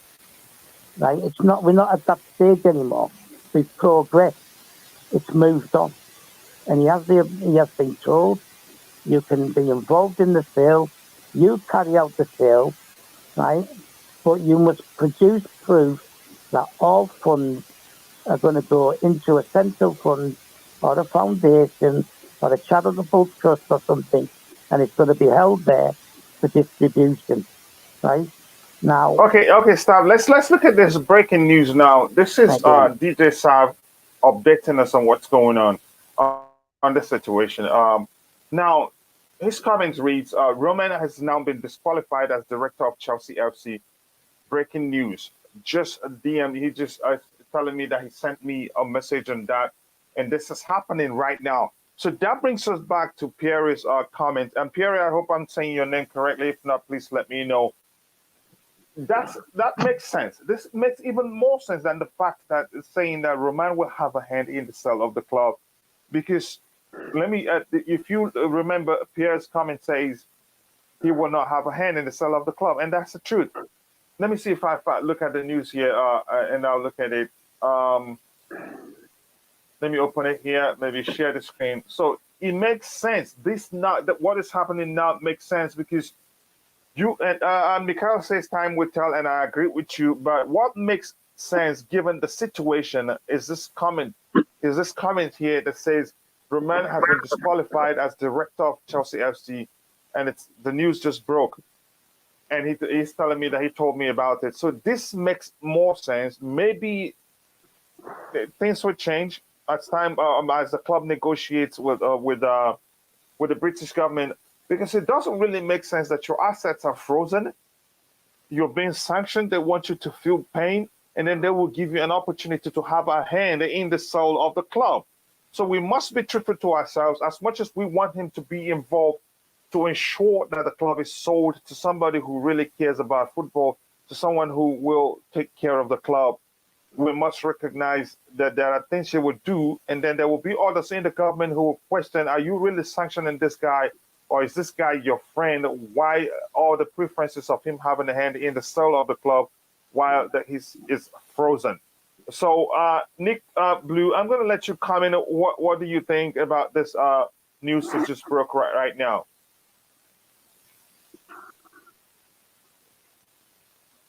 Nick Blue, are you still with us? Okay, stop. While Yeah, we I'm wait for here. Nick Blue to, I'm listening. yeah, okay, I'm okay. here. Do you understand? Can you hear? Okay, I hope you're Yes, seeing what's I'm going just on right looking now, at right? the news. Yes, Yes. I am. So I'm what do reading. you think? I'm on the Sky Sports News. Yeah, they're saying, like the what's his name said, but they're saying, they're willing to. The government is willing to let Chelsea sell tickets as long as it goes to the aid of Ukraine. So Okay. they're getting there somewhere. They're having talks. I'm just reading it that's now. old Some other news. things too cool. No, no. Yeah. Yeah, and Stop you were talking right, about that. But go ahead, Nick. Sav. You're right. Candy, he will be at the game tomorrow. He's saying Candy, he's already interested. He will be at the game.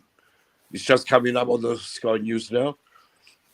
Okay. How And about yeah, yeah, the comment on the screen and what I'm sharing? The tweet by Sam Wallace that says breaking news: Premier League announces Roman Abramovich disqualified as a yes. director of Chelsea FC. Decisions does not affect club That's capacity to fulfill fixtures. that's what he's saying. That's what he's saying on Sky Sports as well. So That's the Yeah, Premier yeah. League. because he's not the director, how is he going to be involved in the soul of the Oh, club? God. I think that they said that I think the government is going to sell the club in the end. That's what they're saying here, but I don't know if it's true or not. According to Sky Sports News, the Mm. government will sell to the right owner. To the right owner, they say. Yeah. And again, DJ, thank you for updating us on this. Go ahead, Stav. You wanted to say something about this coming. Go ahead. We're here, Stav. That's why we're here. We're here to dig in, look at what's going on, and then try Right, to figure out what's right and what's wrong. right. And we can Listen, only speculate. right. I told you Mhm. the news about being able to sell tickets. That's old news now. They're still in discussions. Chelsea want the license to be restructured to allow them to have some form of income to continue paying people, and they Mhm. want to change the No, we've talked various about that, aspects. and I believe Right. you, and The- Nick the- has confirmed I'm that gonna it's a answer you now. sky sports right now. I'm going to But answer can you. you bring it Right. to this Can you question, tell this me? issue on the screen? Go ahead. Right. Can you tell me, right, what time and date that Sky News is? Sorry? The Sky News, yeah? Right. Uh-huh. What time and what date? It's That's just coming out live now. I'm watching it live here. You know, Are you that's watching it what on they the say now. screen? You're watching it on the screen. Yes. Yeah. People talking. Actual verbal voices. Yeah. You know, so you can't believe everything Sky Sports. They don't. Sky Sports don't always get it right, but that Premier League confirmed Roman Abramovich disqualified as director of Chelsea following recent government sanctions. So that's true. They've disqualified him.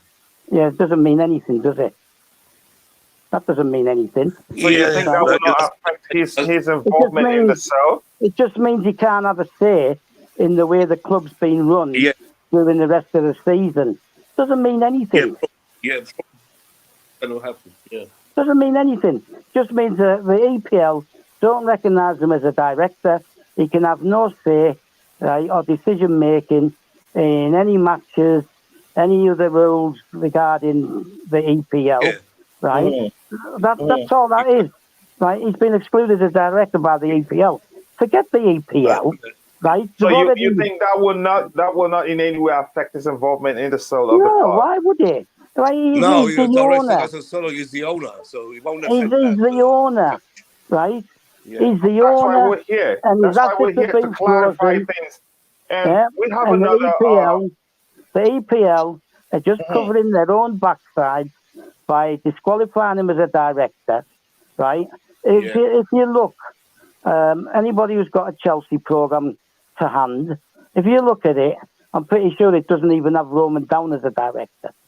Okay, right? They're saying he cannot have any say in the way the club is being run under license, right? So that's now, what they're right? So that's got nothing to do with the sale. Got absolutely nothing to do with the sale. Okay, understood. Now this is why I always say. No, just 1 second. This is why I always say, please, people, take things into context.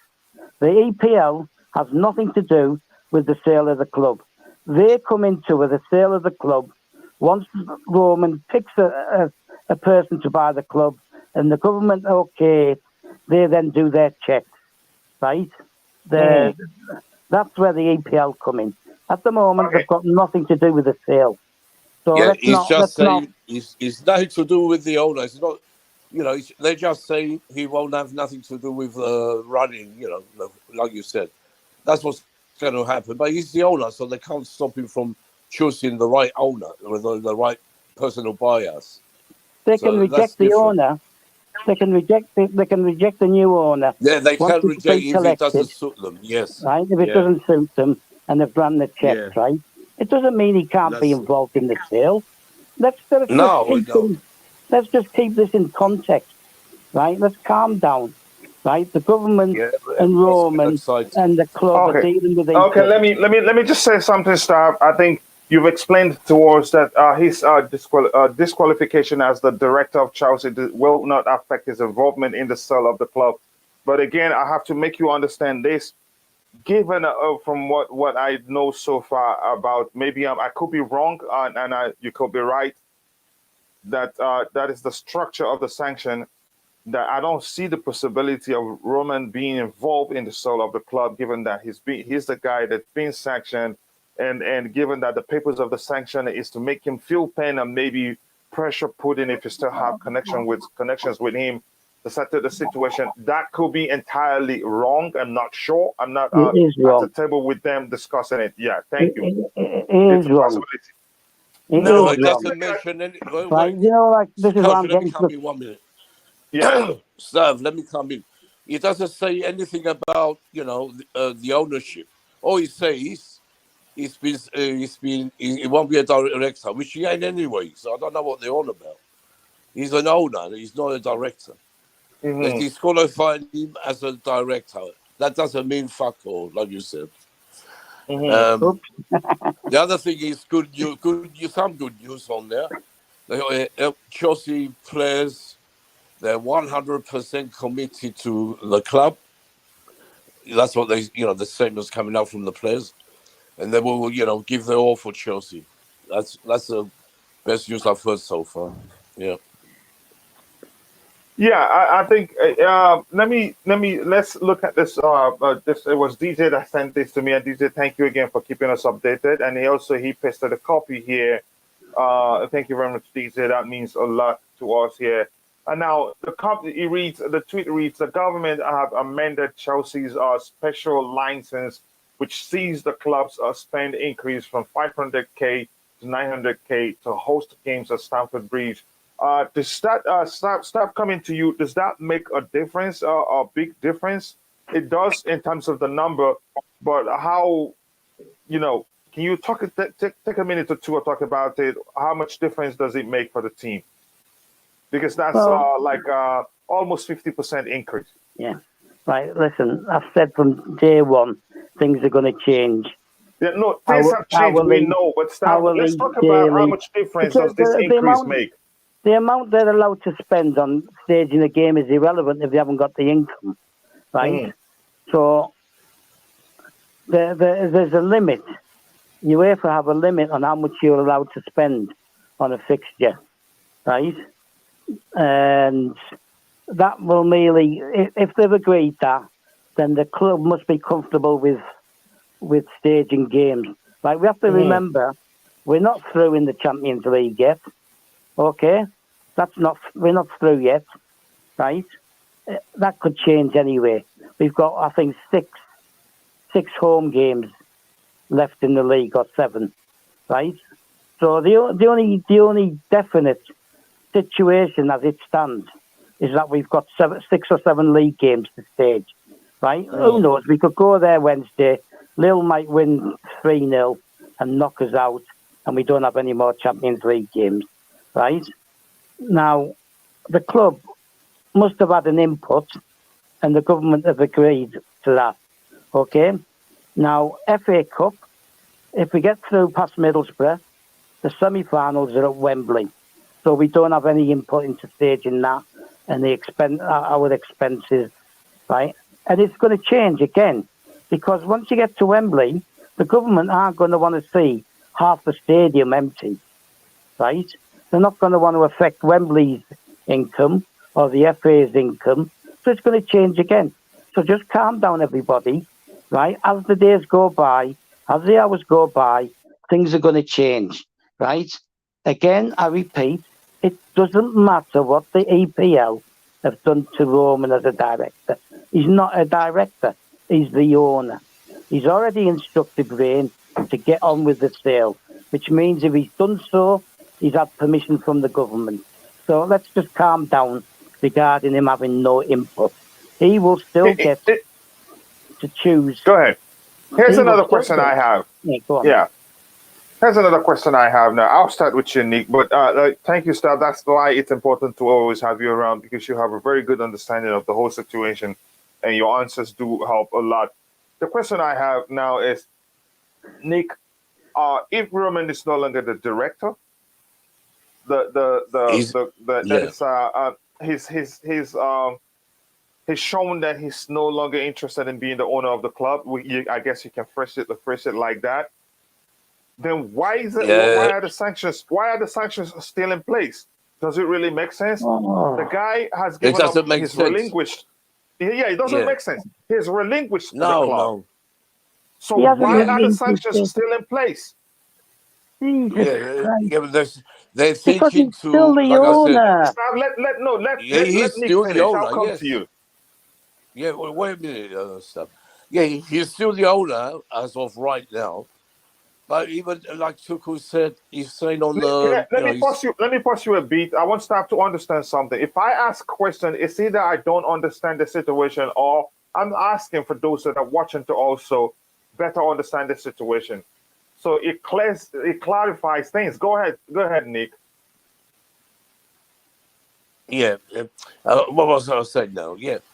As far as we know, they're saying they're going to look into, allowing ticket sales again. As long as it goes to Ukraine, the money goes to Ukraine. So Roman is still the owner. That's what the sanctions is all about. And he's talking a lot about Nick Candy as well.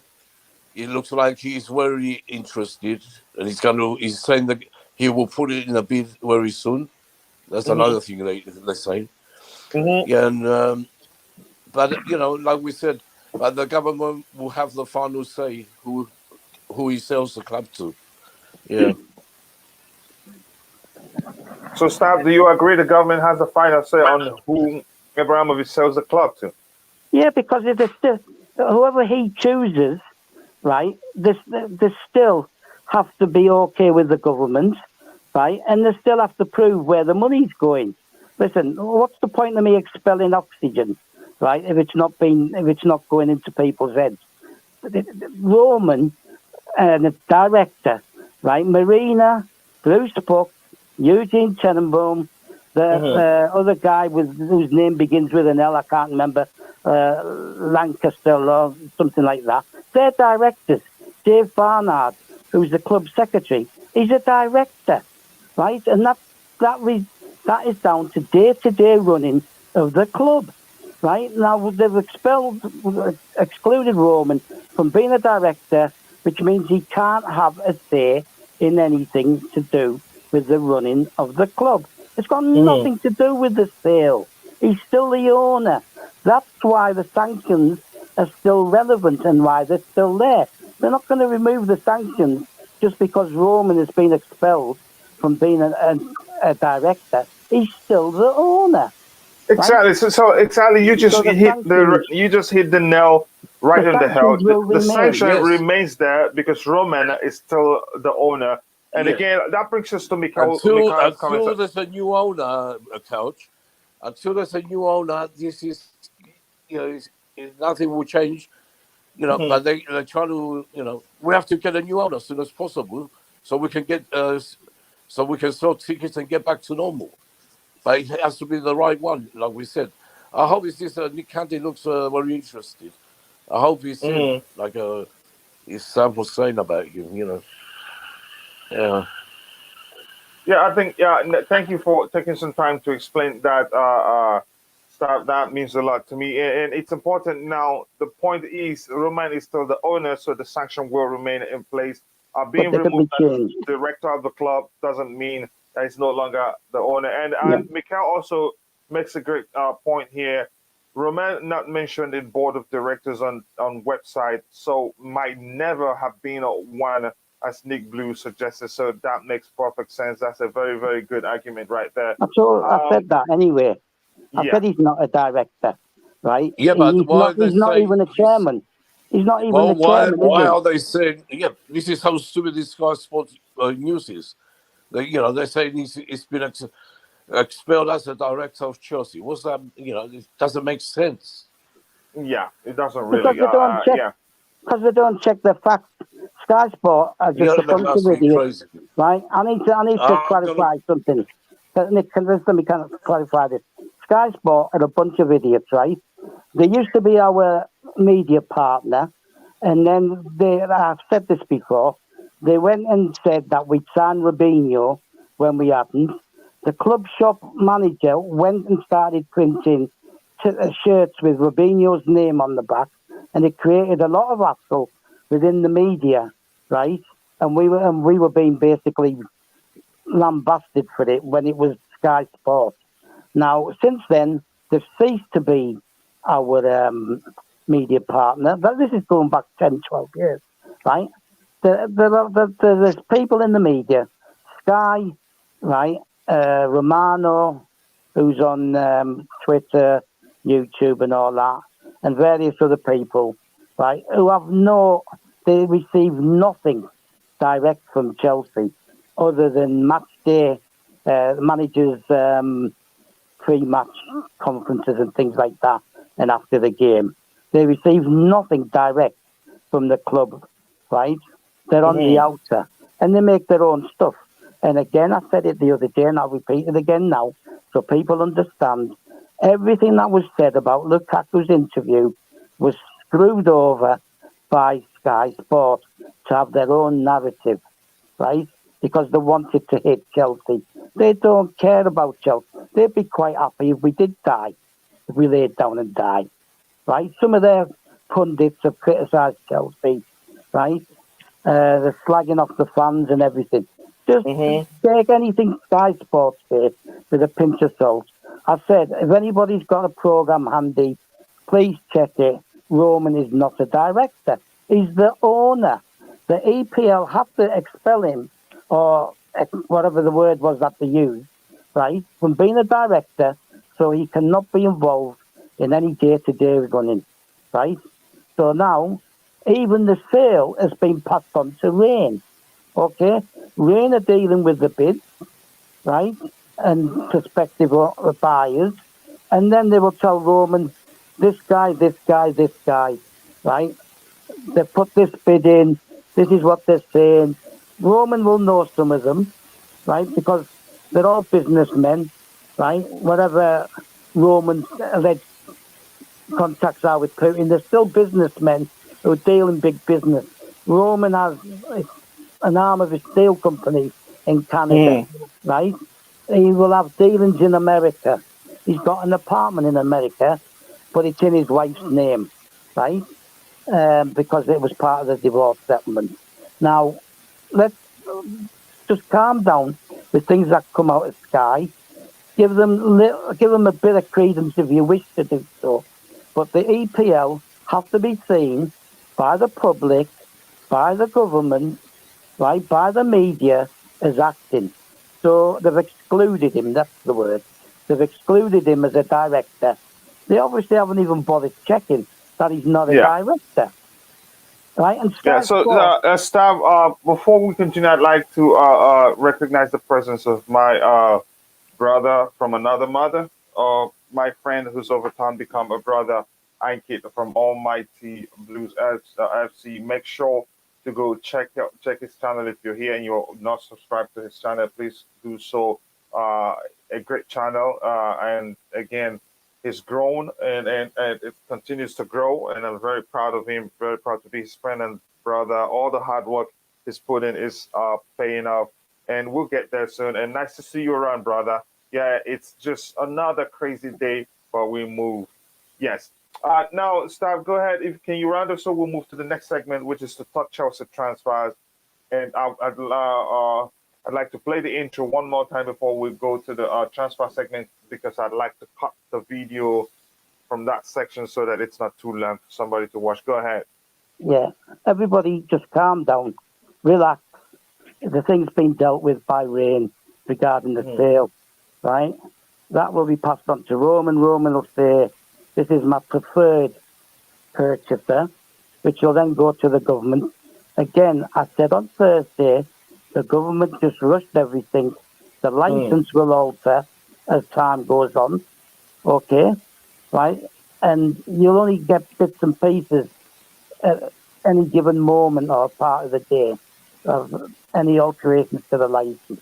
The EPL have to be seen to be dealing with the situation, so they've excluded him as a director, which he never was anyway. It's just a public statement from the EPL. We're not like recognising him as a director, we're dealing with it. They've already said themselves that the sale can be done within 10 days. Okay? Once a buyer's bought, the sale can be done within 10 days. This was last week. Everybody just calm down, right? Relax. What will be, as the saying goes. But what will be the best for Chelsea, right? Because Marina is still on the board, Bruce Buck is still on the board, Eugene Tenenbaum, Dave Barnard, they're all board members, right? And ultimately, they will do what's right for the club, okay? So let's just calm down. Go ahead, round off stuff. Let's just calm down, right? It's changed. It's moved so far from Thursday to today, right? And it's going to carry on. Monday, Tuesday, you'll hear other things, right? That would allow to increase this or increase that, right? Let's just not get knee-jerk about Nick Candy or Byrack or whatever you want to call it. Like, Byrack's gone silent, right? According to him on Thursday, he was ready to sign the paperwork. He's gone silent. That's why I don't see him as credible. That's why his links to Erdogan, in my eyes, don't make him credible or a good fit, right? Now, let's just say you got to play day by day, right? If you're doing a program tomorrow, I don't know. If you are, things will have changed again by tomorrow. Although Boris is known not to like working on weekends, he likes to have his weekends at home, right? He's a part-time prime minister, right? So the exclusion of Roman as a director means nothing, right? It doesn't mean he can't sell the club or he can't have an input. He's been told to get on with it, and it's past the rate. End of story until some more news comes out. Move on. All right, thank you very much. I'm going to play the intro one more time again, and then we'll go into transfers. And today again is a marathon of blue. It's now blue noon, no longer blue morning. Blue noon to all of you in the chat, wherever you're participating from. So I'm going to play this one more time again so that I would be able to effectively cut it in half as I want to.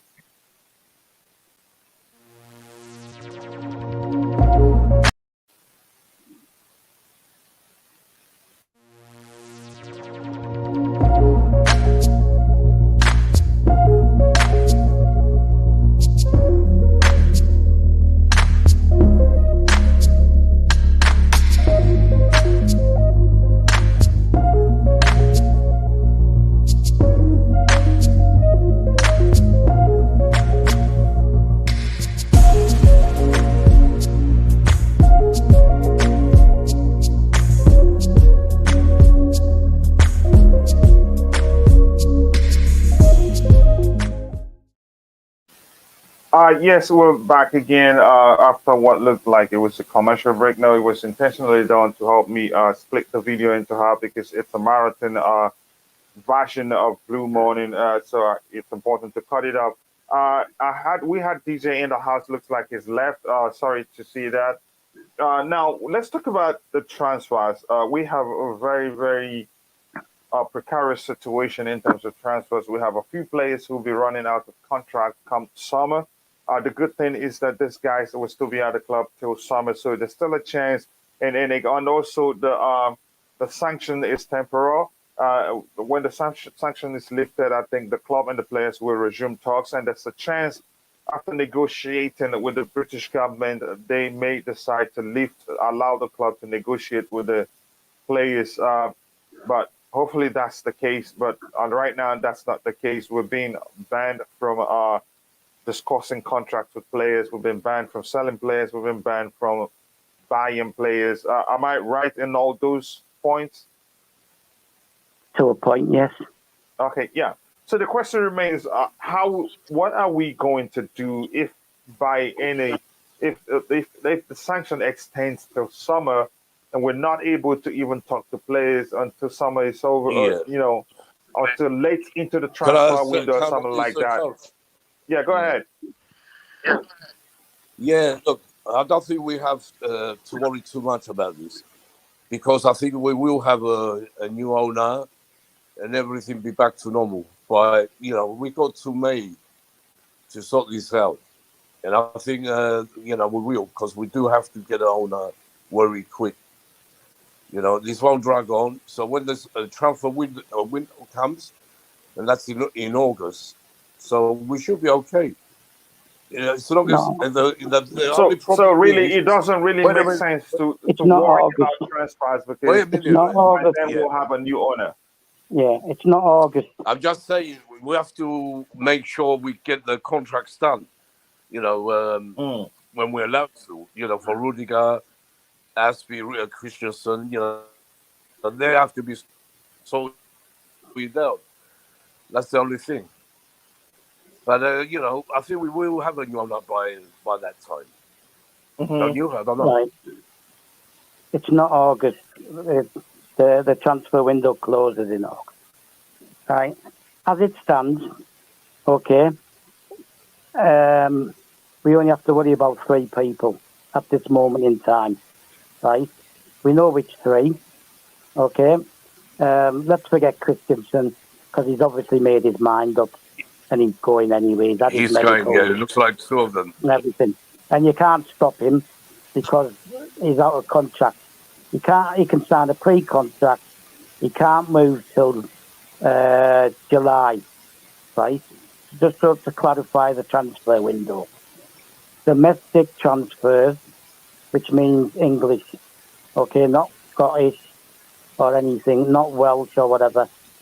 Domestic English transfers start from June the 1st, okay? Right? So Rudiger, just to clarify, and international transfer window opens July the 1st, so there's a month difference, okay? So consequently, Rudiger has until July the 1st to make his mind up if he's going to a foreign club. If he wants to join Man United, for example, he can do that from June the 1st because the season officially finishes May the 31st, which is why that licence lasts from May the 31st. So that's how it stands. On a personal point of view, for me, if Rudiger wants to go to Man United, I don't care. Right, just go. I couldn't care less. If you're willing to go to a main rival, then you're not a Chelsea man. I don't care about his performances on the pitch. Again, Stab, we have to recognize that it's all speculation. Yeah, I accept that. Then I'm speculating.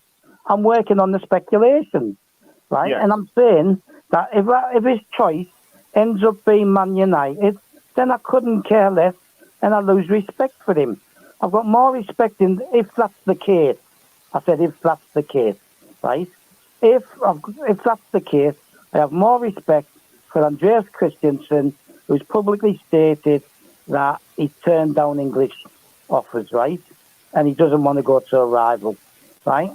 And that's why I have respect for John Terry, Didier Drogba, Ashley Cole, right, from the past, because they made a promise, right? I've got respect for Damien Duff, who left and went to Newcastle and turned down an offer from Tottenham Hotspur, right? And he stated quite clearly, I've only been here 2 or 3 years. He said, but I'm now a Chelsea fan, right? And he said, and I understand the whole situation, and I cannot sign for Tottenham. So he went to Newcastle. So I have respect for people like that, right? If Rudiger wants to choose Man United, if he wants to choose Man United, then I will lose respect for him. Because ultimately, let's remember something. The players go out on the pitch, they're paid to play, right? If they succeed, they also succeed for themselves, right? Now, Mason Mount scored the other night. We all questioned him in another discussion. What's the first thing he did when he scored? And I know it's genuine. He ran to the Chelsea fans and kissed the badge, pulled his shirt, kissed the badge, right? A lot of people do that, but the guy is a kid. He's been Chelsea since he was a kid. His dad wanted him to leave Chelsea, right, before he signed senior form. And he said, no, Dad, that's my club. Right now, he's a Portsmouth fan because that's where he's from. But you can be a Portsmouth fan, but you have your club, okay? My club is Chelsea, okay? I'm an Ajax fan. I don't deny it. I've never hid it, right? But ultimately, if Chelsea play Ajax, there's only one thing. My blood is blue, right?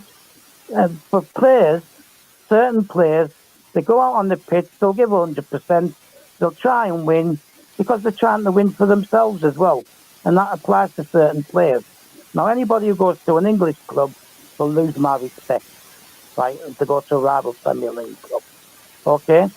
Now, the current things I'm reading is that he's interested in going back to Italy, right? Now, if he's talking, and this is what's been reported, right, if he's talking with Juventus, okay, right, now Juventus want to offload Matthias de Ligt, right, because he's on a high wage. Now, they're not going to offer him the same amount of money as De Ligt's on, right? Now, he's asking for double his Chelsea salary, right? Now, if he has an interest in going to Italy, fine, good luck. Go, have a good time at Juventus. Good luck to you, right? Etc. Right? Because you're not signing for a main rival.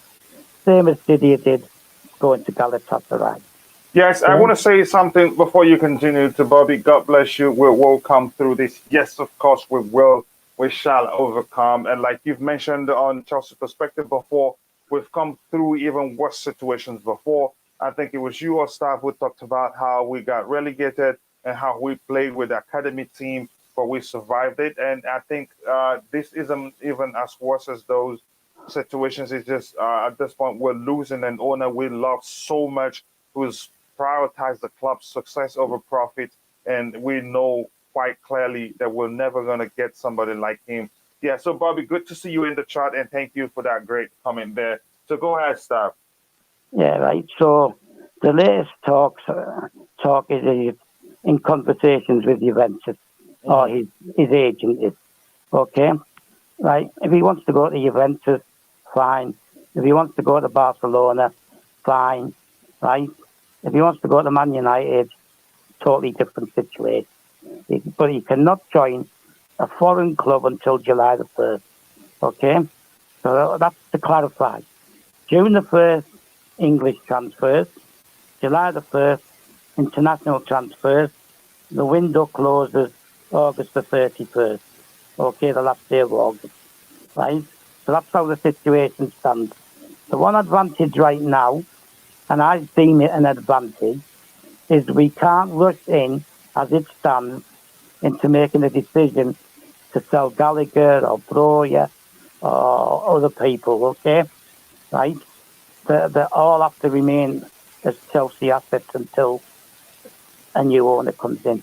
If the new And that's reassuring actually, because having somebody like Gallagher, having somebody like Ampadu, Amanda Broya, even if we lose players, I think we have you know we have an array of talents to pick from. I think who with a beat that is with the tutelage of Thomas Tuchel will perform for us on all levels because they're that good. We have a very good academy of products out on loan or still within the academy vicinity. So go ahead, Stab. Yeah, I broached this yesterday with Helgi and Matt during their program. Right? There comes a time when we have to decide, are they good enough for Chelsea or do we get rid of them? Okay? We have had to sell to buy and been doing it for years. It's not a new thing. Okay? Right? It's not new. So you've got sellable assets like Barkley, possibly Ruben. I'm not sure yet. Right? You've got Barkley, you've got Hansjorg, you've got Matson, some of the younger guys who may get sold. You've got Bakayoko, you've got Batshuayi, okay? We've still got Emerson. All these players are sellable, right, once we get a new owner. So there's players there we can sell to fund purchases. So to Chelsea supporters listening in here now, right, and to the haters out there, okay, not that they'll be listening, we will survive. We will proceed, right, as long as the new owner, right, and the new owner has to agree to it before he can become the owner. That's Roman's condition, right? We can buy people still. We've sold to buy for a while now. Okay. Yeah, I think we've got yes Ampadu. We've got Ampadu, like you mentioned. Got Gallagher. Got Billy Gilmore. Right. Jorginho will become a potential sale by come August, right? So you've got Gallagher, you've got Gilmore, you've got Ampadu. We've got Matson out on loan. We may decide to keep Emerson as a backup. Alonso is a possible for sale, right? As Emerson is.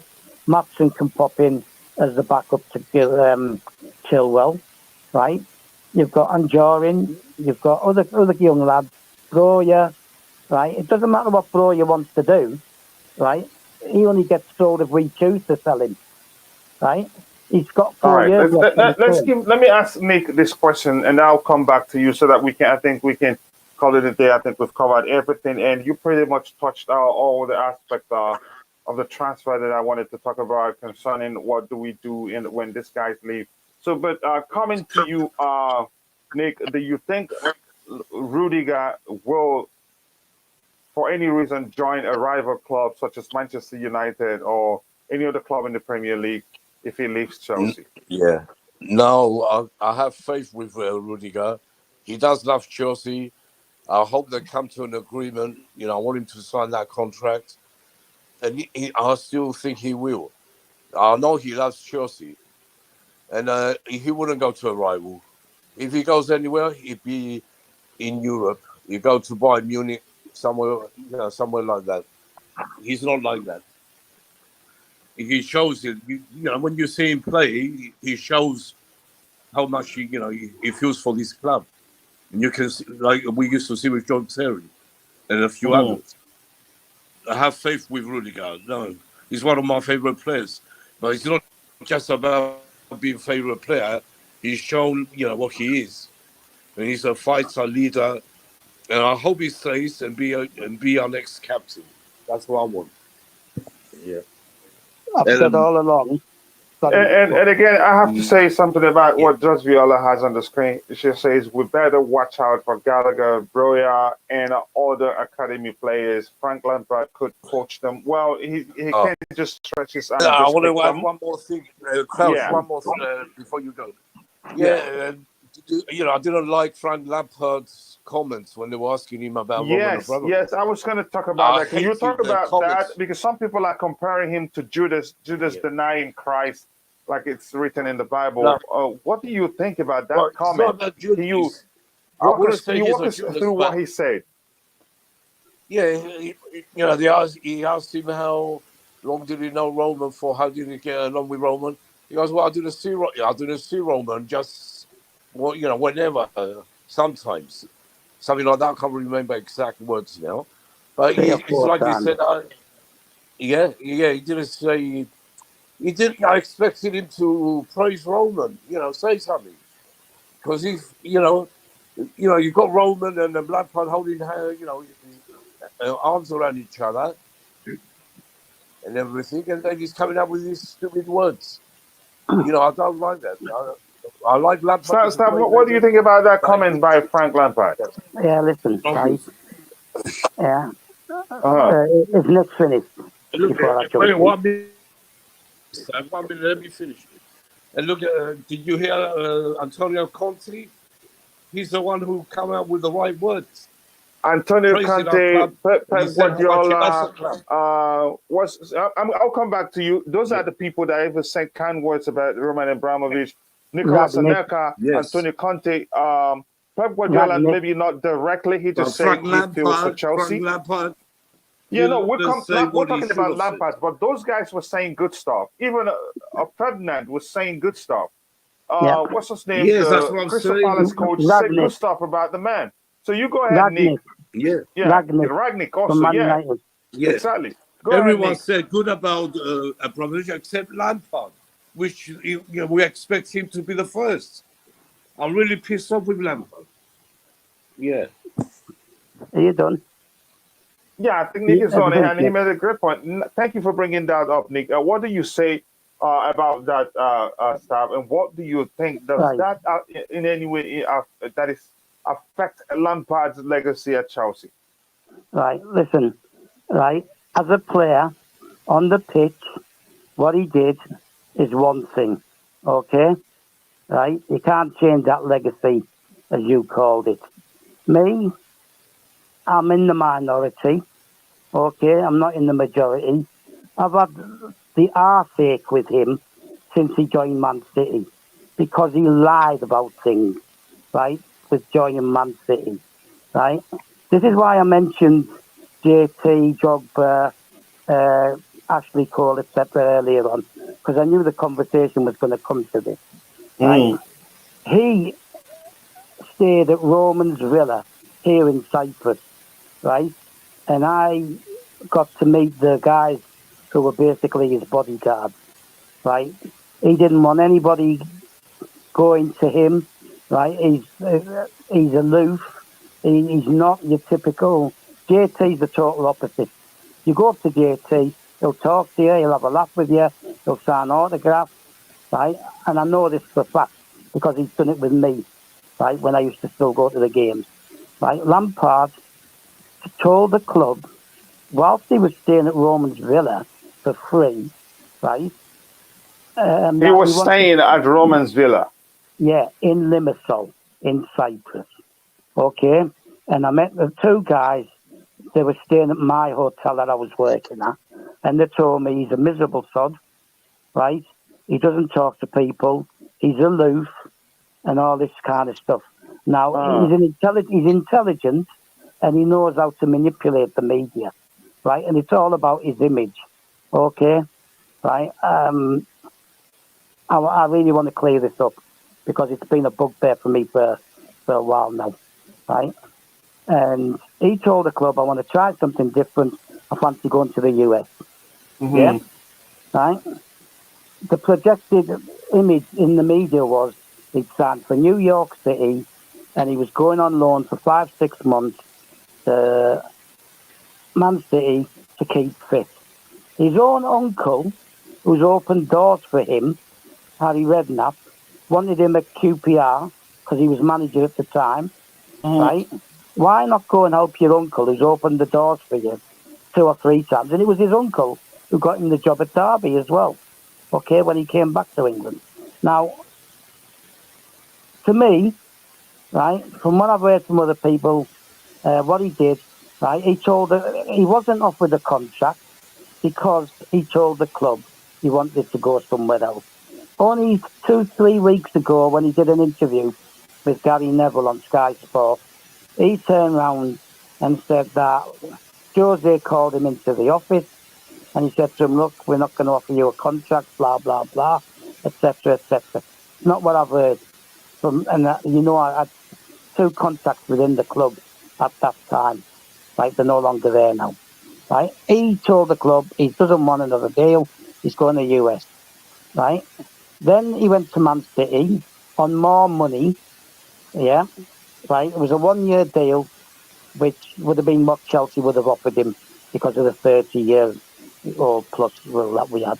Right, he was offered more money by Man City. Man City owned New York City. Okay, right. So what happened was he went to Man City, he played against us, etc., etc., scored against us. Everyone knows the story. Mm-hmm. Now, come January, right, 4 or 5 months after he went to Man City, New York City were kicking up a stink and saying, we haven't seen him. Why isn't he here? We want him to start preparing for the new season, right? And they kicked off about it.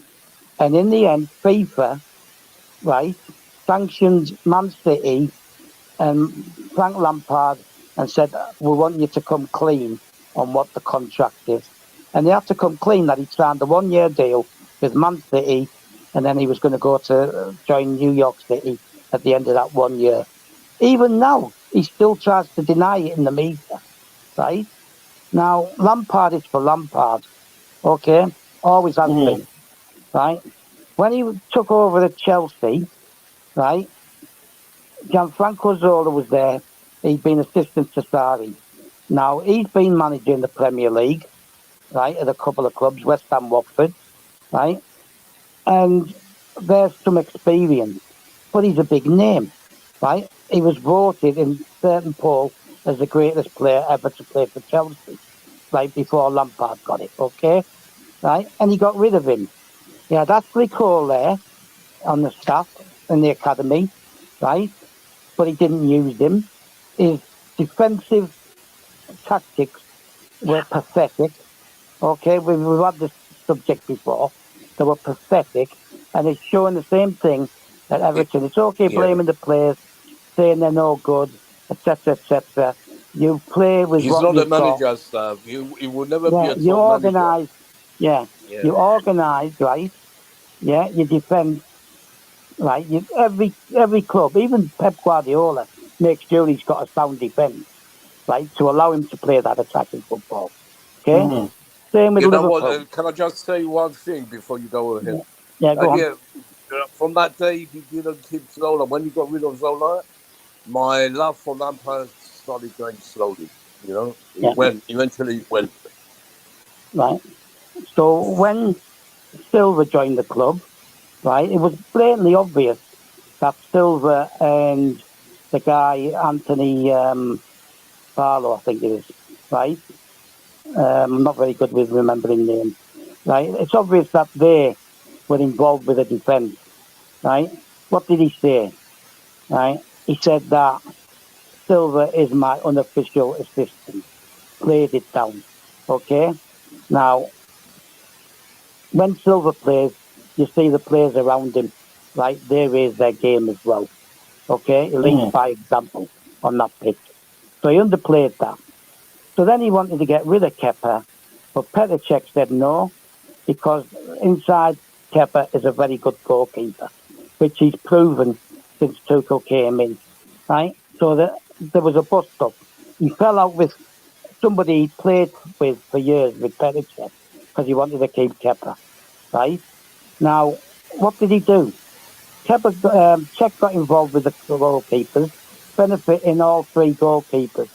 When he was asked about Petr Cech, he goes, "Oh yeah, well he's at the club. Why wouldn't we utilise such a good goalkeeper?" Blah blah.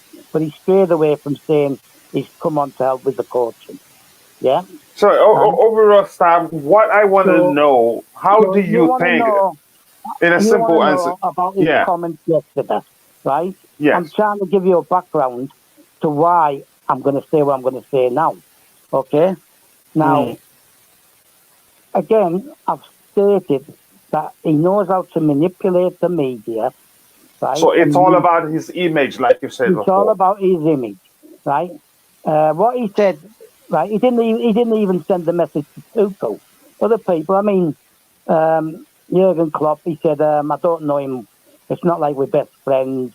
He said, we only really talk around games and that, right? He said, but it's difficult for him. He didn't even mention Tuchel, right? He didn't say that it's got to be tough for him, right? Now, he wanted to avoid giving any form of compliment to Roman, right?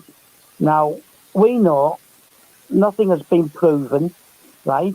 I've already said that Boris Johnson is a liar, right? And will say whatever he wants to say, right? All right, Stab. Overall, I'm getting to it, right? Please, let me, right? Because I want you to understand fully where I'm coming from, right?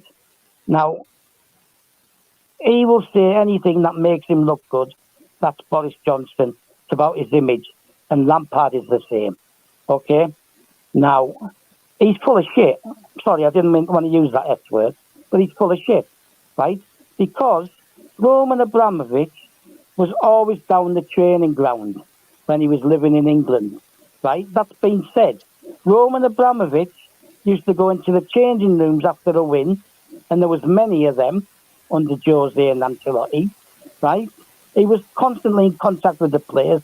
He was going in and complimenting them.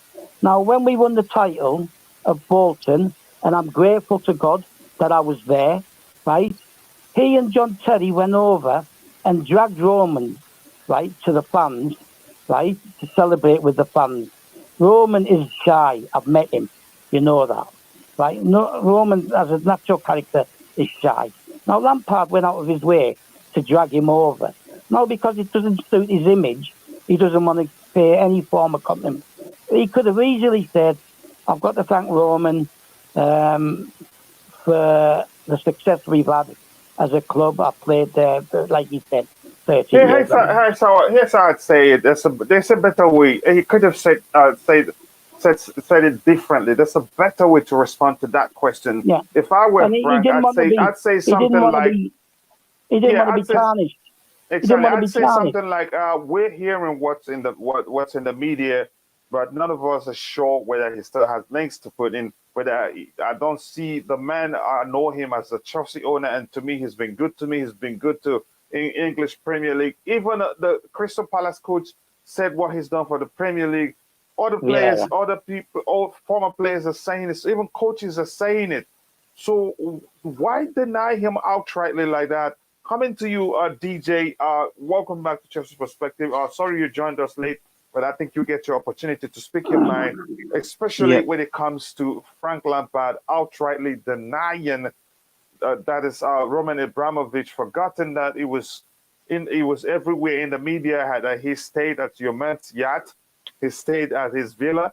He's met him in person on occasions in the training ground and after matches, and even during celebration of trophies at the Premier League that we've won 2 or 3 times, or maybe let me just say twice to be safe. What do you think about him denying Roman Abramovich outrightly? Do you guys really believe Frank Lampard would actually deny all that? Let's be honest, guys. Honestly and truly, do you guys believe he would actually deny all that? Did you not see the interview? I saw Did you not see the interview? Stop, let him talk. Stop, let him talk. Let him talk. Yeah, okay, I did. No.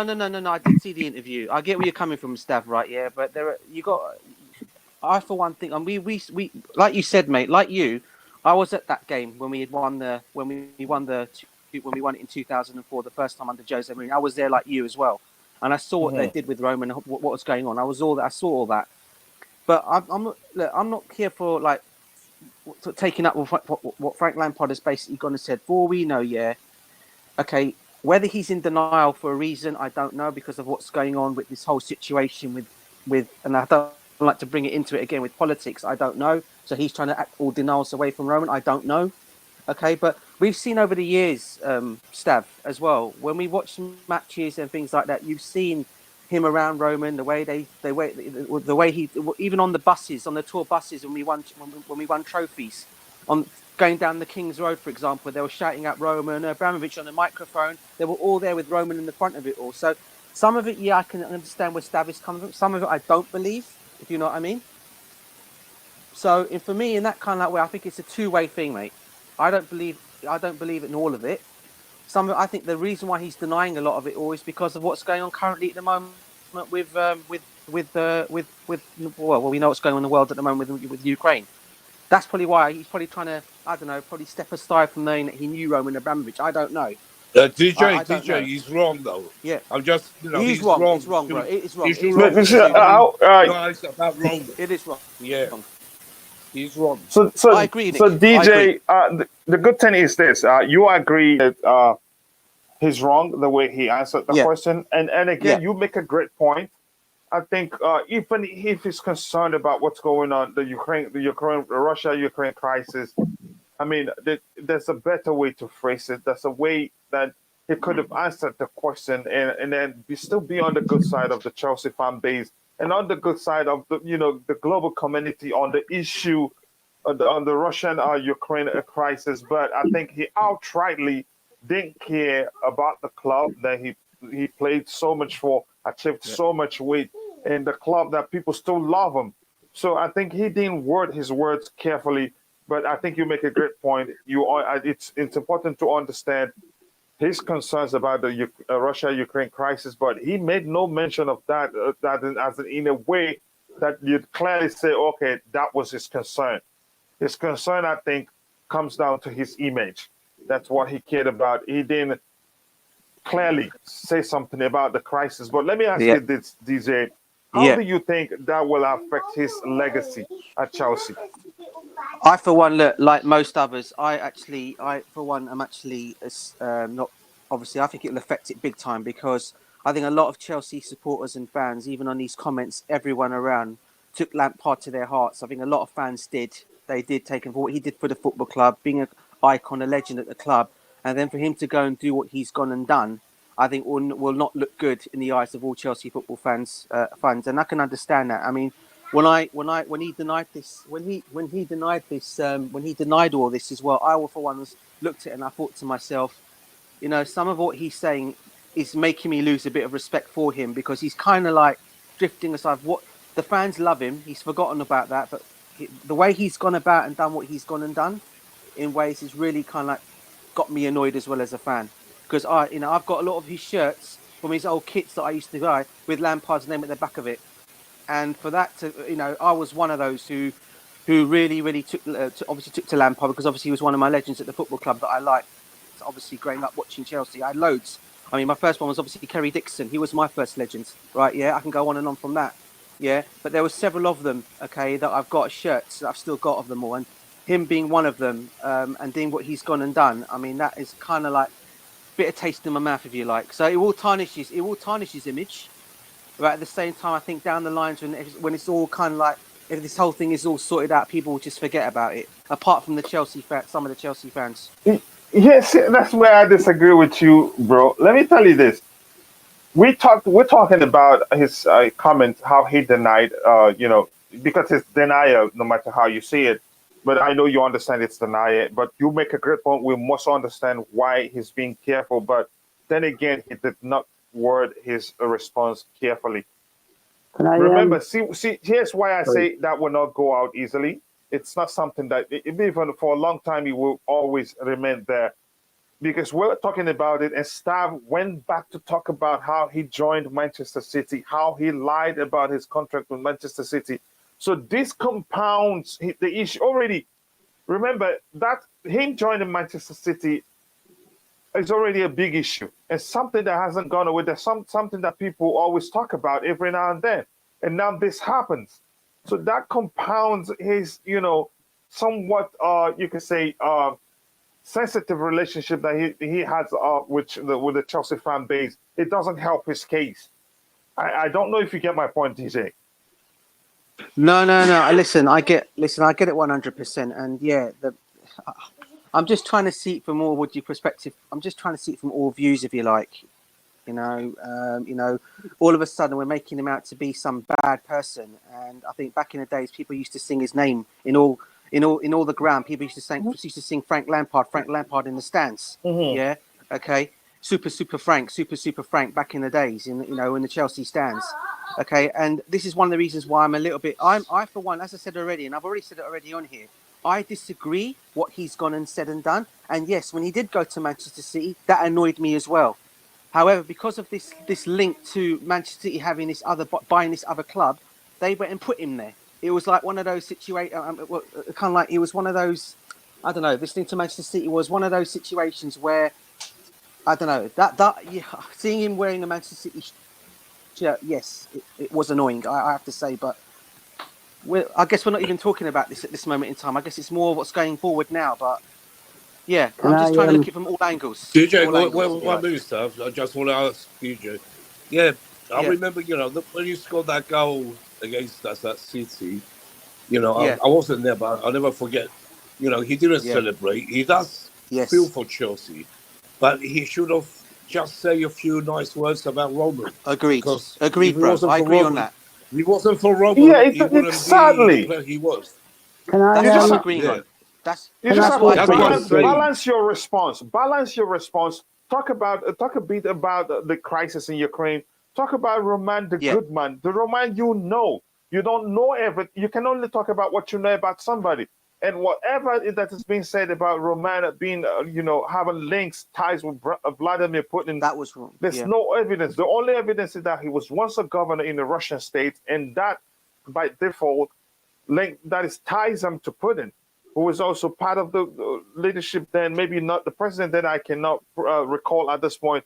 But the fact remains, talk about how you know the person. That's how it's done. Whatever that person has done in the past, you don't know about, you don't have to talk about it, and you don't have to judge people. The government did not come out and say Roman killed 10 million people. Roman planned the invasion of Ukraine with Putin. They didn't say that. They're just sanctioning him because they believe he can help pressure Putin. They're sanctioning him and other oligarchs around the world that has businesses in the UK. Other countries are doing it to see if they can help pressure Putin to put a halt to the crisis in Ukraine. So why is it difficult to say something nice about the man, or even say you care about? Even Pep Guardiola was able to say he feels for Chelsea. To say two nice words. It wouldn't do anything to him. That's what I don't like. Please. Yeah. Please, can I say something? Right. Apologies to DJ because I had to go to the toilet. I've been not here a long time. Right. So I didn't hear everything he said. But I will respond to the last bit. Yeah, right. Man City didn't put him anywhere, right? He signed for Man City, and New York City was the Yeah. excuse used, right? Yeah, was the excuse used Yeah. for him going to Man City.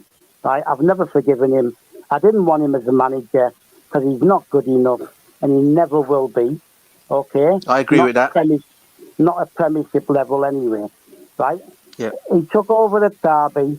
We did him a favour, which is countenanced by Roman, by lending him, like, Tamari and Mason Mount, two of our best Yeah. youngsters. We did him a favour by loaning him, right? Yeah. Now, I want to point something else out that seems to be missed, unless DJ mentioned it while I was away, right?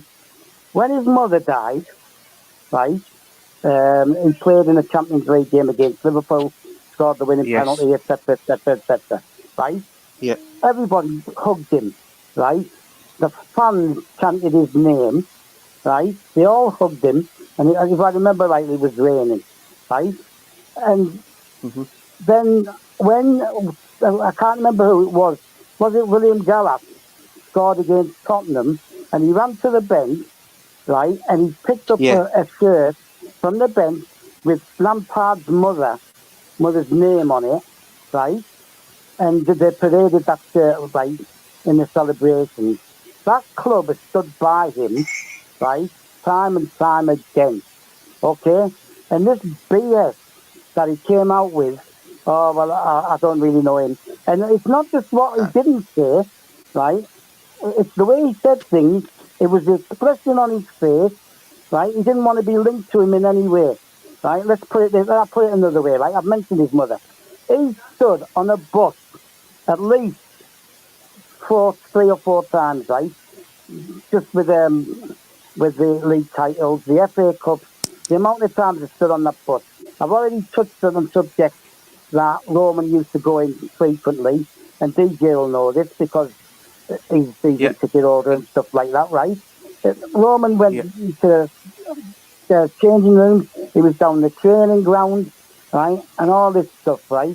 And to then say, right, basically he's saying, oh, well, I didn't have much contact with him. I barely came into contact with him. Well, in that interview with Gary Neville, right, he was asked, how did you find out? He said, I got a phone call. I got told to go to the training ground early. I thought I knew what was going to happen. He apparently contacted, what's his name? His number 2. I can't remember. Jody Morris. Yeah, Jody Morris. Just having a mental block because I'm really angry about it, right? I've been angry since yesterday about that. Now, he took Jody Morris on, right? And he took 2 from the academy because they're not big names, right? Everything he did at Chelsea was about him making his name, right? The club has stood by him time and time again. He's had umpteen contacts with Roman, right? You would need 50 feet and 50 hands to count them, right? But when he was asked about how did he find out, Roman rang me and told me. That's a contact, isn't it? That's a contact. Yeah, celebrating with the man on the bus after the win of the league. Yeah, that's it's a contact. Right? Talking with him in the dressing room, it's a contact. The thing is, staying in his yacht is a contact. Staying in this villa is a contact. So, but that's by the way. I think we should move beyond. I just want one last comment, right? The thing is, if we were going nowhere, we wouldn't be European champions, we wouldn't be Super Cup holders, and we wouldn't be World Club champions, right? If we'd have stayed with him, we were going nowhere. It had to be done, okay? Right? But Roman had so much respect for him, he had the decency to make the call himself and tell him, right? Obviously he can't because he's in Israel, do it face to face. He did it himself, right? That's the sign of respect from Roman. And it wouldn't have killed him to show some back yesterday, right? He could have just said, I've had some great, like you said, we've had some great times with Roman, he did a lot for the club, right? Etc., etc. All right. I get your point, Stab. I think we'll be going on for. I know it's supposed to be. Yeah. Sorry, Chelsea Perspective. Can I just say something quickly? I'm not sure if anyone can go. I'm not sure if anyone can go in the comment section or check. But I'm seeing a lot of tweets going around at the moment saying the Saudi media groups come back for Chelsea again. It's going around on Twitter at the moment. I don't know how true it is. I'm making an offer again on them. Yeah, what's going on? that. I don't know how true it is. I don't know if anyone can see it in the comments or what. I don't, because I can't access it. Yeah, DJ. I saw that yesterday. I'm checking to see if I say anything about it, but that's by the way. Let's move on. I think there's Blue Money show tomorrow, but it's a 1 hour show. Only Saturdays are marathons. But let's start. Let's end these on a positive note. TJ, I'll let you end it then this time. But let me start with Stav. Stav, let's start with you. Let us know how you think we can overcome this situation. However way you want to address it, go ahead. We will overcome this situation because we've done it time and time again, right? The hate towards Chelsea isn't new. It just intensified with Roman buying the club and making us a success. We've always been hated because we're a glamour club.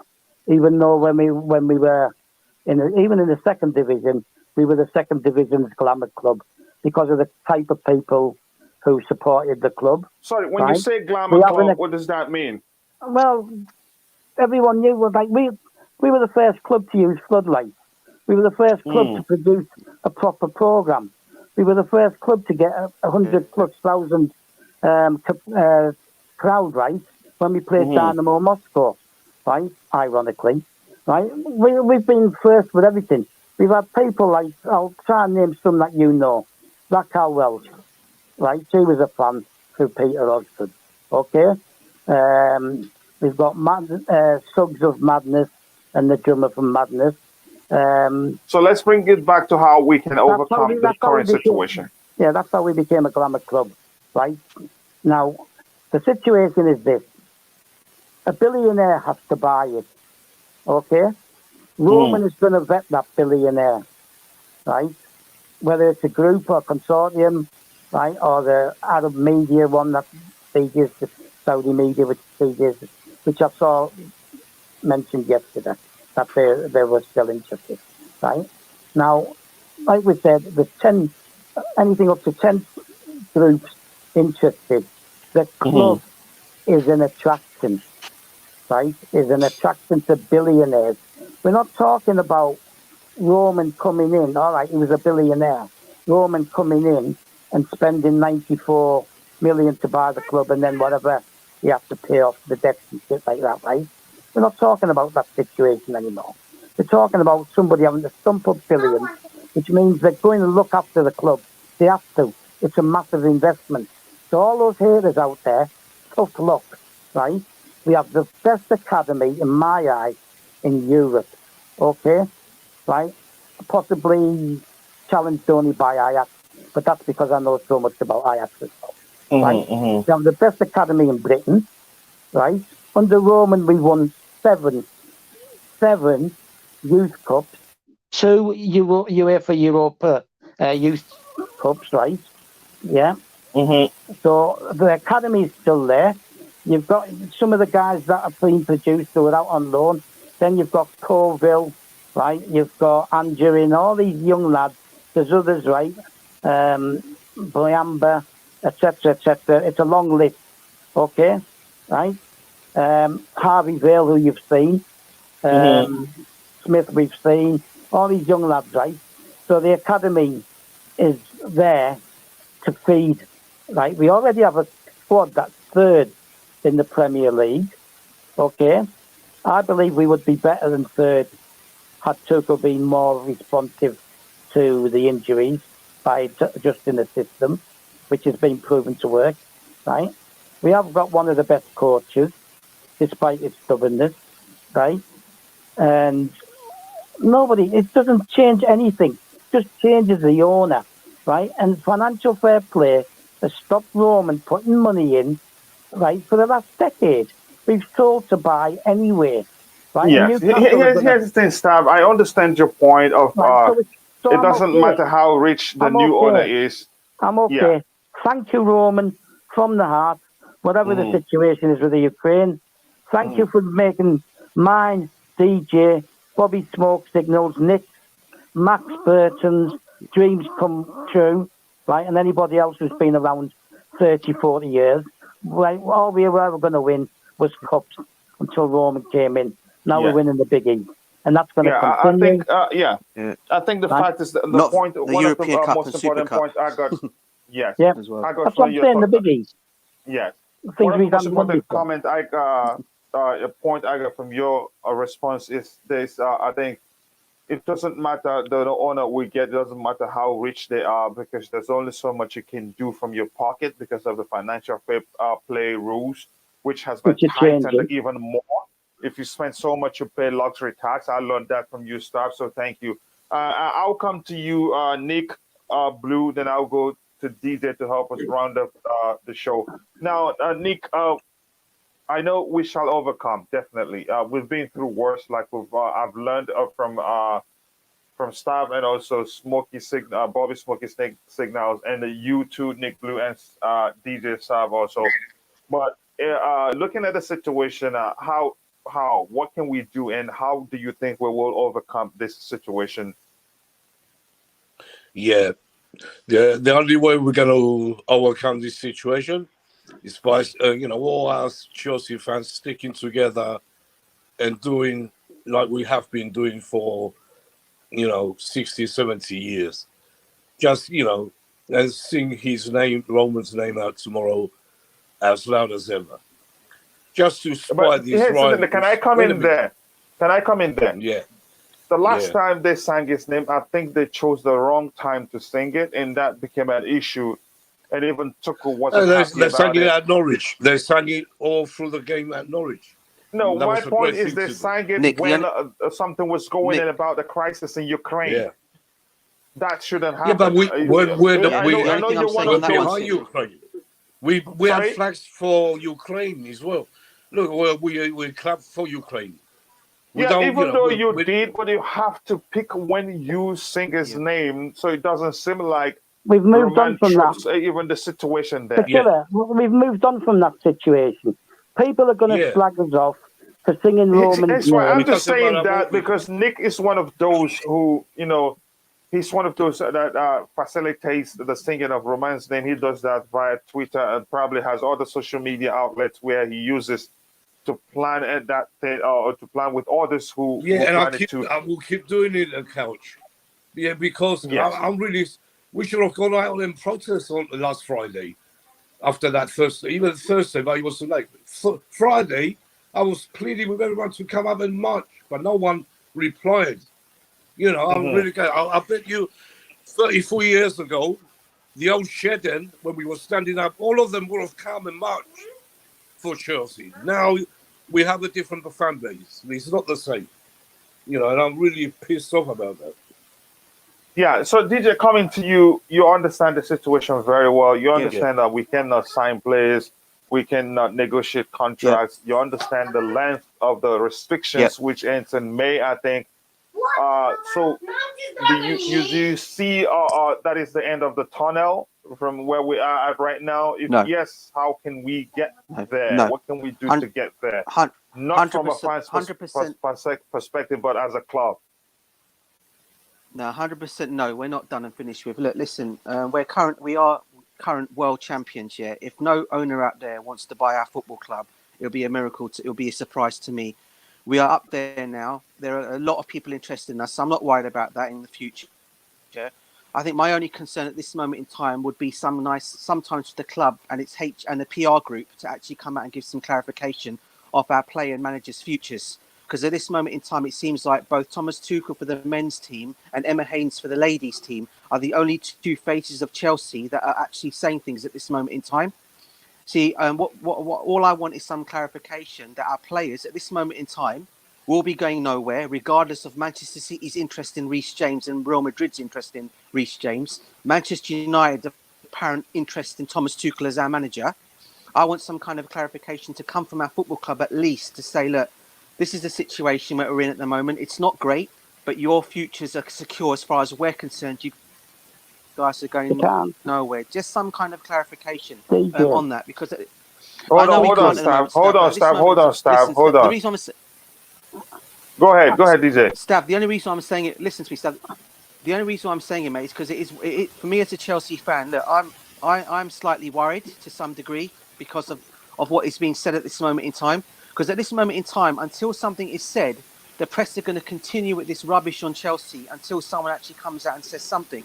I don't know if you guys can remember when our managers Go on. used to press conference, there used to be a press officer called Ian Atkins who was there. He used to always talk any kind of speculation on anything, despite whatever it might have been. He used to always come out you're and right. say I something. remember him. I just feel no one at this TJ, moment in time is saying nothing. Yeah, remember him, Nick Blue? Yeah. No one says anything Yeah, now, of course. and that is my Yes. concern. Yeah, That I is do. Thomas Tuchel and Emma Haynes literally saying everything at the moment. And that is my only worry, Stav. That's my only worry. I think our club They in should general come going out with a forward, the statement, future's a bright. proper statement. Can I address Yeah. it then? I'll come Yeah. back to you, Stab. I Yeah, think can I just- I am with DJ on this one. I think Well, it's I wanna- important Yeah. That's that what I the want to do. I big want to address it. I'm coming. I No, think it's important no, that Stab, the big wigs at the club, those that are amongst the Yeah. board, say something, release a statement, reassure the fans that we're good. Because all these Yeah. things we're saying, if it comes from them, be rest assured that we can become. Looking at this, if they come out and say, look, yeah, it's not the best of situations. We have sanctions, we have these sanctions in place, we have these restrictions in place, but be rest assured we'll be good and we get through this together and we'll come out even stronger. That goes a long way. That Yeah, will go a maybe long way. Coach. Yeah, Exactly. hopefully they do that tomorrow. I hope they bloody do that. They Yeah. should. It's important. So DJ makes Of he made a very, very great point. Any statement from the club, the statement they made has been about the Ukraine situation, and I think the recent one was about that they will hold request a meeting with the government. Speak to the fans. Speak to them directly. Make it clear that this Yeah. statement is for the Chelsea fans. It will make a I think difference. So tomorrow that's they're a going to have to. Exactly. They're going to have to calm down like Peter Cech came out about the Super League when we was there. And Exactly. we It made made Peter a Cech come out difference. and the talk. We can do the same, Coach, tomorrow. The only Yeah. person that has spoken to the fans directly is Roman. Yeah. Yes. So and this has been my club point all need along, to- and this is what I want. Yes. It could happen Yeah, sorry, tomorrow, Justin. DJ. No, I was just saying, sorry, just respective and Nick. I hope No, so. go I ahead, really hope DJ. so, You Nick. were saying I'm going to something. be at the match tomorrow. I'm hoping it will be the case tomorrow because look, because I'm it sure is a there's going tough to be a time for little us Chelsea process fans. before the game. There will be some noise. You know what I mean? And then There we will might be. have There will be. Peter Cech come out and say, I hope. Yeah. See, my Yeah. other worry, Nick. You were saying earlier on. Nick. You were saying earlier on, Nick. You were saying about the Chelsea fans singing Roman Abramovich's name at the matches. Yeah. I get why fans are doing it, and I would do the same. I would do the same thing, right? However, I don't know if you guys have seen the government have actually warned Chelsea today and the fans if they were to do anything like that, there could be repercussions. I will sing louder. because of that. No, Nick, we don't want to compound Yeah. the situation because they have a solid argument. You don't sing his name when something is being done regarding the government themselves. Corrupt. You're giving them a reason to come hard on you. You know what, Nick? I know what you're saying about the government and stuff, but the only thing is when they come out and say there could be repercussions, think about it this way, right? This is how I was just thinking about it and looking at it this way. That's all. They can't do nothing. They can't just wipe Chelsea out. They can't do that. No, Nick. You know. Nick, I know what you're saying, but can I just say something? If you think about it this way, right? The day Chelsea shouted out Roman Abramovich's name against Burnley, I'm not saying this is fallen into play, right? The day we shouted out Roman Abramovich's name against Burnley the other day, when they did this whole thing for the Ukraine, clap the 1 minute for the Ukraine situation, what happened the next day on a Monday? Roman Abramovich was sanctioned. Now, I'm not saying that can fall into place for that reason. They were planning that to do that. They were that's my point. That's my point. So what I'm saying is singing the song, singing Roman No. Abramovich's name. It didn't help though, mate. Yeah. It didn't help though. I don't think it helped either. No, maybe it didn't help, but we have to, as Chelsea fans, we have to. Nick, I think we have to be strategic. We don't want to compound the situation. Here's the thing, Nick. Let me say something. I think DJ has a point. Because right now, you could argue. Tomorrow there'll be 40,000 of us singing his name. Very loud tomorrow. You watch. Yeah. Here's the thing, Nick. Let me say. Can I say something? And now let's start round up with regards to lack of statement from the club's hierarchy directed at the fans. What I want to say is this: we have to be strategic on how we protest, because the truth is now we're innocent. We could say, why are we being punished for something we know nothing about? But the moment the government can come out and say, and which is how they're phrasing it, maybe that's not the case. I wasn't at the stadium and I didn't notice it. If the moment they come out and say, Chelsea fans were chanting Roman Abramovich's name, while players and other fans and rival fans were busy paying, how do I phrase it, doing something with regards to the crisis, Russia-Ukraine crisis, then now they have a reason to come even harder on us. So we don't want to do that. We want to be strategic on how we protest. We don't want to be seen as though we got no clap for as long Ukraine. as Roman stays, we don't care what's going. Go ahead. I said we always clap. When we have a 1 million clap or silence, whatever, for Ukraine, and we will have Ukraine flags. Even tomorrow, you got to see Ukraine flags. Yeah, you will do. That doesn't, because we see Roman Abramovich's name, that's nothing to do with us wanting this war. The government can look at it, they put words. And that's why I'm arguing. There's nothing wrong in. Here's my argument, Nick. There's nothing wrong in singing his name. Just pick the. Don't do it. Don't make it seem as if the right moment. Just pick the right moment to do it. Yeah, that's okay then. Exactly, that's fine. Yeah, you have the right to sing his name, but pick the right moment. Don't make them come out with an excuse. You see, they're all in support of what's going on there. The fans, they're not that silly. They know what's going on. Yeah, I hope they take note of that. Yeah. So, please round it off with us by answering why hasn't the club released a statement, because that would go a long way. That would do us, the fans, a world of good. Why haven't they released a statement? Okay, listen. Sorry. First things first. Nick, his name's Coachila, so you call him Coach, not Couch. Otherwise, he gets upset. All right, thank you, Stab. Is he Coachila? Oh my goodness! Thank you, Stab. It's Coachila.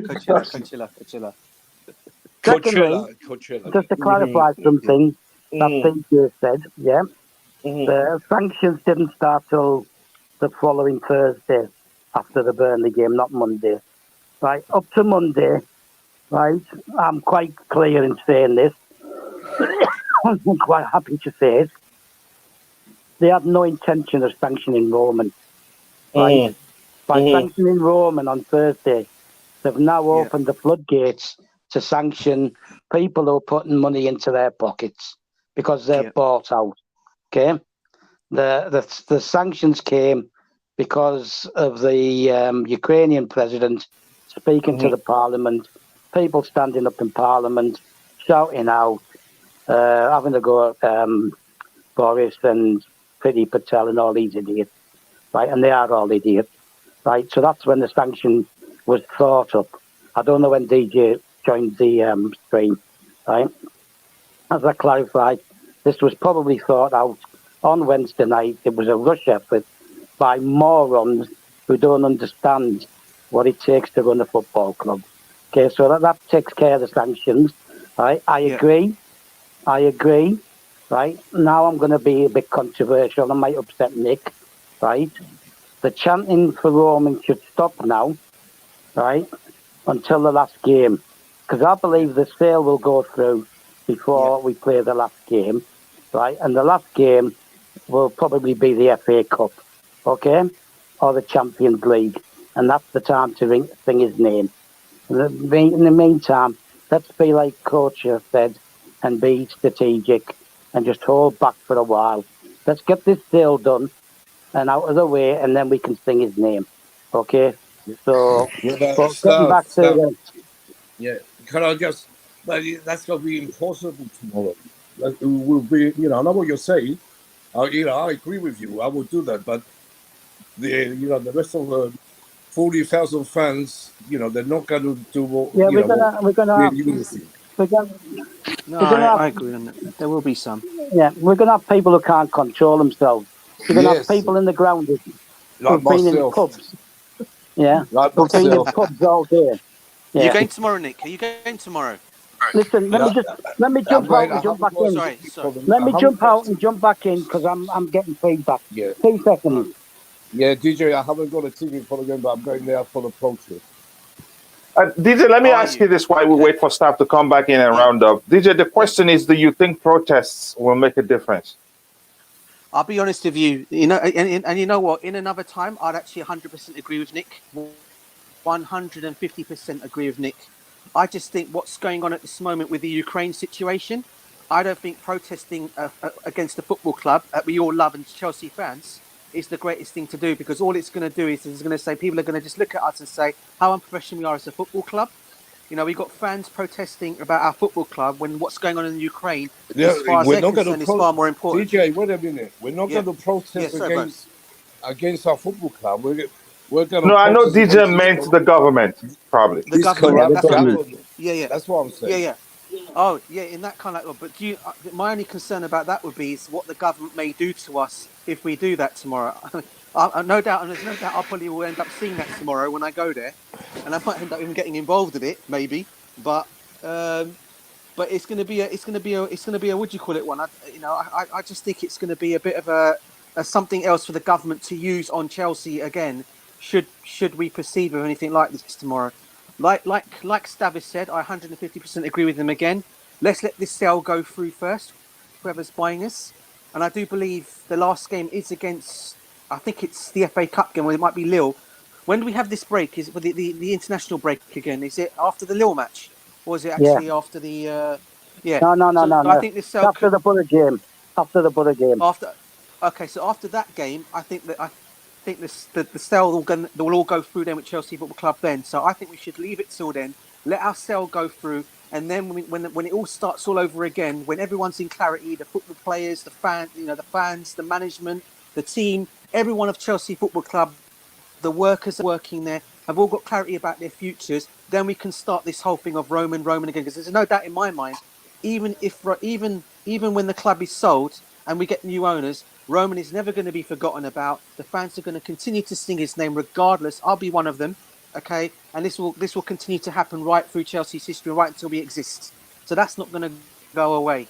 All I'm saying is it should be holding fire on it and doing it until the sale all goes through, because we don't want any kind of situations to occur where the football club may not get sold, or we have issues there. I don't want that, because at this moment in time Yes. we need to have clarification. We really do. Right. Yeah, I don't think protests would do us any good. Protests just means you are for what Russia is doing in Ukraine. So even if you want to chant the man's name, you must pick effectively the time you chanting his name. Yes, Bobby, thank you for checking up on me, brother. I've been good and we're holding up well. And I'll keep you updated privately. And yes, thank you very much for showing that you do care for a brother. So DJ, thank you so much for taking some time to explain why it is important that we don't protest now. And like Sam, also thank you for saying that. I think we need to be careful. We don't need to do something that will compound the situation.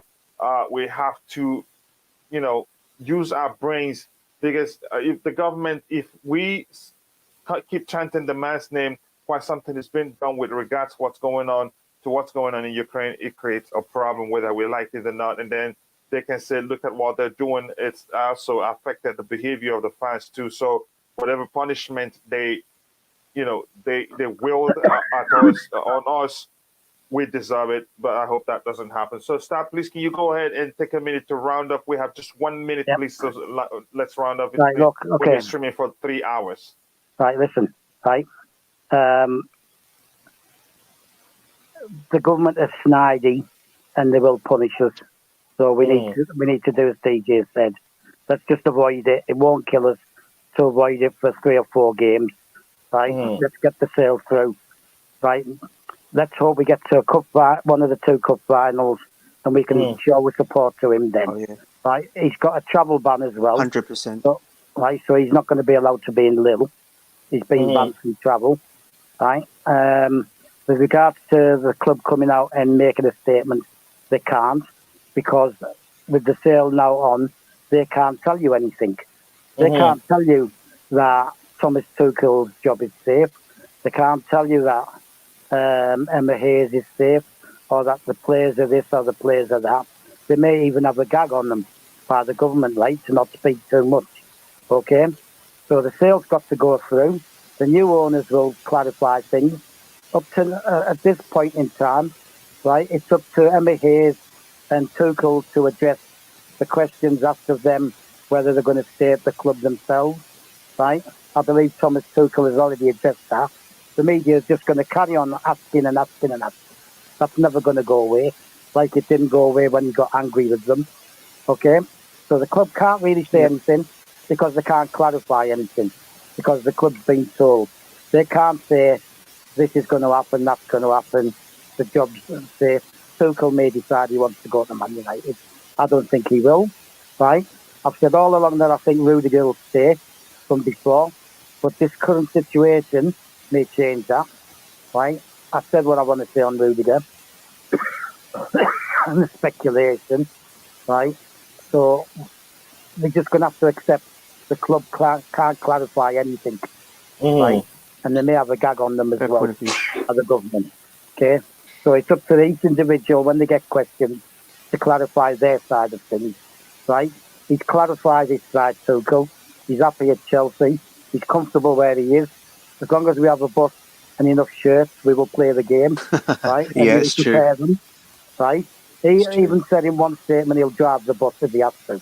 Okay, right? So Yeah, I remember that. Yeah. let's just move on, right?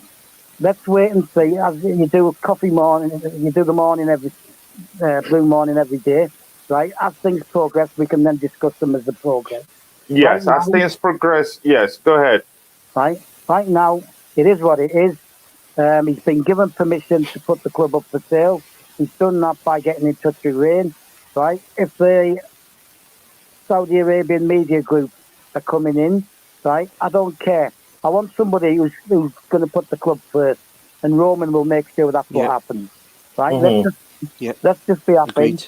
And you can't see me because I've got me what do you call it on instead of my camera because it's a bit dark in this room. Too many cats running around in the living room, so I can't go in there, right? But if you could see me, you would see me sticking up two fingers at any rival supporters, right? And a single digit at the media, right? The central one. I don't care. We're Chelsea. We will survive and we will thrive. Anybody who goes to my Facebook page will see that, right? I've already told them to hate it. Yes, and I want to take this opportunity to say welcome to Seth. I don't know if your last name is pronounced the Iweka. The Iweka I know is spelled Iweka. Let me know in the chat if I pronounced it correctly. Seth, welcome to Chelsea Perspective. This is the first time I'm seeing you here, and I believe you've subscribed already because we just had another subscriber today, about 11 subscribers today, and that means a lot to me. And please like the stream if you haven't. You're always welcome. Blue Morning is a daily show, but Saturdays we have marathon version. And today, Saturday, this is the marathon version of Blue Morning. We stream for 3 hours, but we will be rounding up soon. So go ahead, Star. Yeah, so I don't care, right? I've been through a lot worse, right? 2003, we were dying. We were on our Save hind the bridge legs. for £1. Remember that stuff? Yeah, throwing money into buckets. You pay to remember get that. in, right? You bought your hamburger or whatever, hot dog, as you walked up the steps of the back steps of the shed from a guy called Herbie, right? Everybody remembers his name. Herbie. Yeah, remember these characters, right? And then we would throw money in buckets. Right, I've sold lottery tickets, right, for the club in the past, right, in Middlesbrough, where I used to live. Yeah, I worked with my parents in a newsagent, and I sold Chelsea FC lottery tickets in Middlesbrough to keep the club alive. Then I threw money in the bucket. right? I used to get up at 4 o'clock in the morning to catch a train to go down to Stamford Bridge. And I'm not giving up, and I will be blue till the day I die. It could be tomorrow for all I know. You know, Same here. Like I said before, you know, You owe me, even if you Coachila, you owe me one more thank you, right? You owe me your thank you for clarifying your name. Okay? Yeah, thank you. Coachila. After you criticised me for Here's the thing. I wanted to talk about this comment on the screen. We could have won against Brighton last season if not for the Super League protest. Yes, I think these things do get to the players, and you could argue. Thank you, Seth Iweka. That's a great comment there. I think we could have done even better against Norwich City if not for the situation that we have regarding our beloved club. Yes, those things they do get to the players. And also I think we have a new subscriber here. Let me just quickly welcome him. Leandro. Welcome to Chelsea Perspective. I think he's subscribed already, and that means a lot to us. And thank you. Please do smash that like button if you haven't. Let's go through these things, and then we can call it a day. We've streamed for 3 hours and 6 minutes, and I know it was meant to be a marathon Blue Morning version, but it is really long so that people can get to rewatch it. Here it says, I know Mikhail wanted to say, Boris running Chelsea in this moment. I think your phone was trying to help you spell, and then one of those things that happen to everybody that uses a smart device. Happened to you. Can I just make one last comment? Yeah, smart devices and that smart after all. And we have Mikhail that says Boris, just correcting what he typed before. And Seth Iweka saying, knowing it's Iweka, grandson of Oba Iweka, so Benin Kingdom, so he's a Nigerian brother. Nice to see you here, my brother. Make sure to tell all the everybody you know that's a Chelsea supporter about Chelsea Perspective. And Blue Morning is a daily show. They host 11 a.m. UK, which is the same thing in Nigeria, 11 a.m. Nigeria, and I think you will love it. Nice to see you here, so thank you very much. Chelsea, I'm not sure what Leandro is trying to say here, but I think he's referring to the situation. And we have just, okay. And I think any other person here, Dread68, been going since 1972, going tomorrow. Wow. Cover your threes, Chelsea till we'll die. Yes, blue is a color. And my view of London is blue. My view right now of the whole world is blue after winning the Club World Cup. So nobody takes away that from us. And Dred, this is also the first time me seeing you here. Welcome to the show. Always good to see new faces here. We appreciate you, but unfortunately, we are ending the show. But I think I'll give the panelists one more opportunity. DJ, Steve, start your final thoughts, and then DJ can host it for us. Please take a minute. Yeah, listen. Who me? Yeah, go on. Oh, sorry. Yeah, listen. As I've said all along, Chelsea till we die. Look, I'm not worried. I'm not concerned at this moment in time. All I want, obviously, is a new owner to come in. Get our situation sorted out.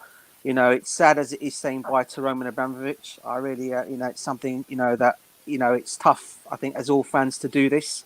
That we have to step back from him now. But I don't think he'll ever be forgotten. No way. I mean, I've had a chance to actually not meet the guy, but I've seen him from a distance from matches.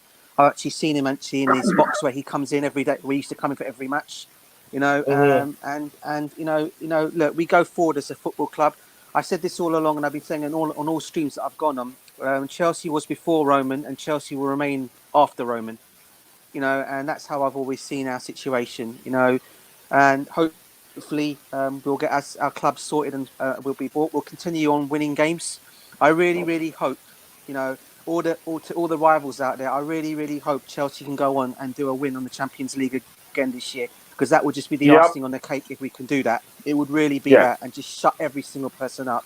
So as always, Chelsea Perspective, it's great being on your show. Stav, it's a pleasure talking to you, mate. As always, and DJ, don't forget, we also you have to choose a day where it's just you and I on the panel. We've talked about it, but we have to fix it. So to make it happen. 100%. And I'm always DMing you anyway, bro. I'm DMing you an update. So yeah, anytime, mate. Just let me know when, and we can definitely sort something out. 100%. I would love to obviously come on your show, and to speak to everyone again. It's wonderful being on your show, Coachila. I love being Thank on you there. very much, brother. Always good to Everyone's have you. views and opinions. I love the panels that come on, people that come on the show. Great panels. It's great knowing another Chelsea fan like me. Well, who's been at Chelsea since the bad times and the good times. As I said, I've been a Chelsea fan since the 80s.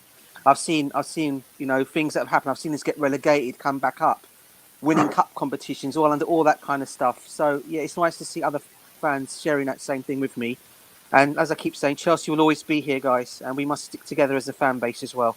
So peace to you all, and thanks always for having me on your show, bro. Yes, peace to you everyone in too, the brother. comments, Always good. peace. Take care. Thank you, brother.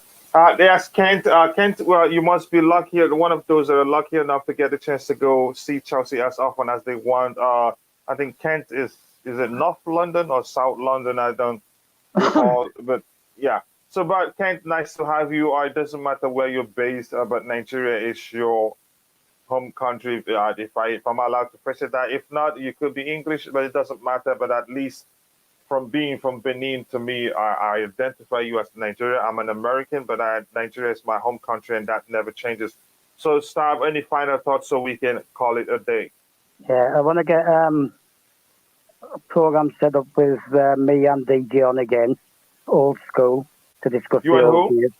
Me, DJ. Oh, yeah. Just up to you. You guys can host on your own. I'll always give you access, just like Helgi Yeah, if and you Dan can, has access.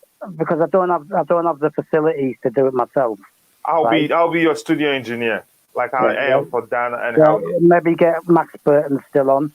And I'm also talking to another guy in the Facebook page who's interested. And also Nick, obviously, because Nick's old school as well. Right? So maybe four of us can do a show to discuss the old days and tell people, the newer fans, what it was like. So they appreciate more what we've got now. Another thing, two more things I'll do quickly. To people who say that if they don't like the new owner, I'm not going to use names, they're going to move on. Feel free. Goodbye. Enjoy yourself wherever you go. Right?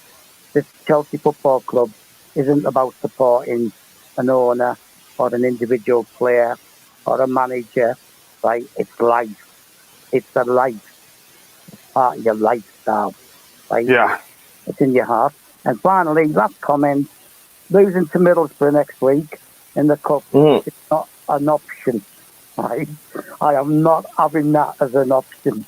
Right? So if anybody's listening amongst the players, which is debatable, get out there, guys, kill them, and give me something to laugh at my friends about in Middlesbrough.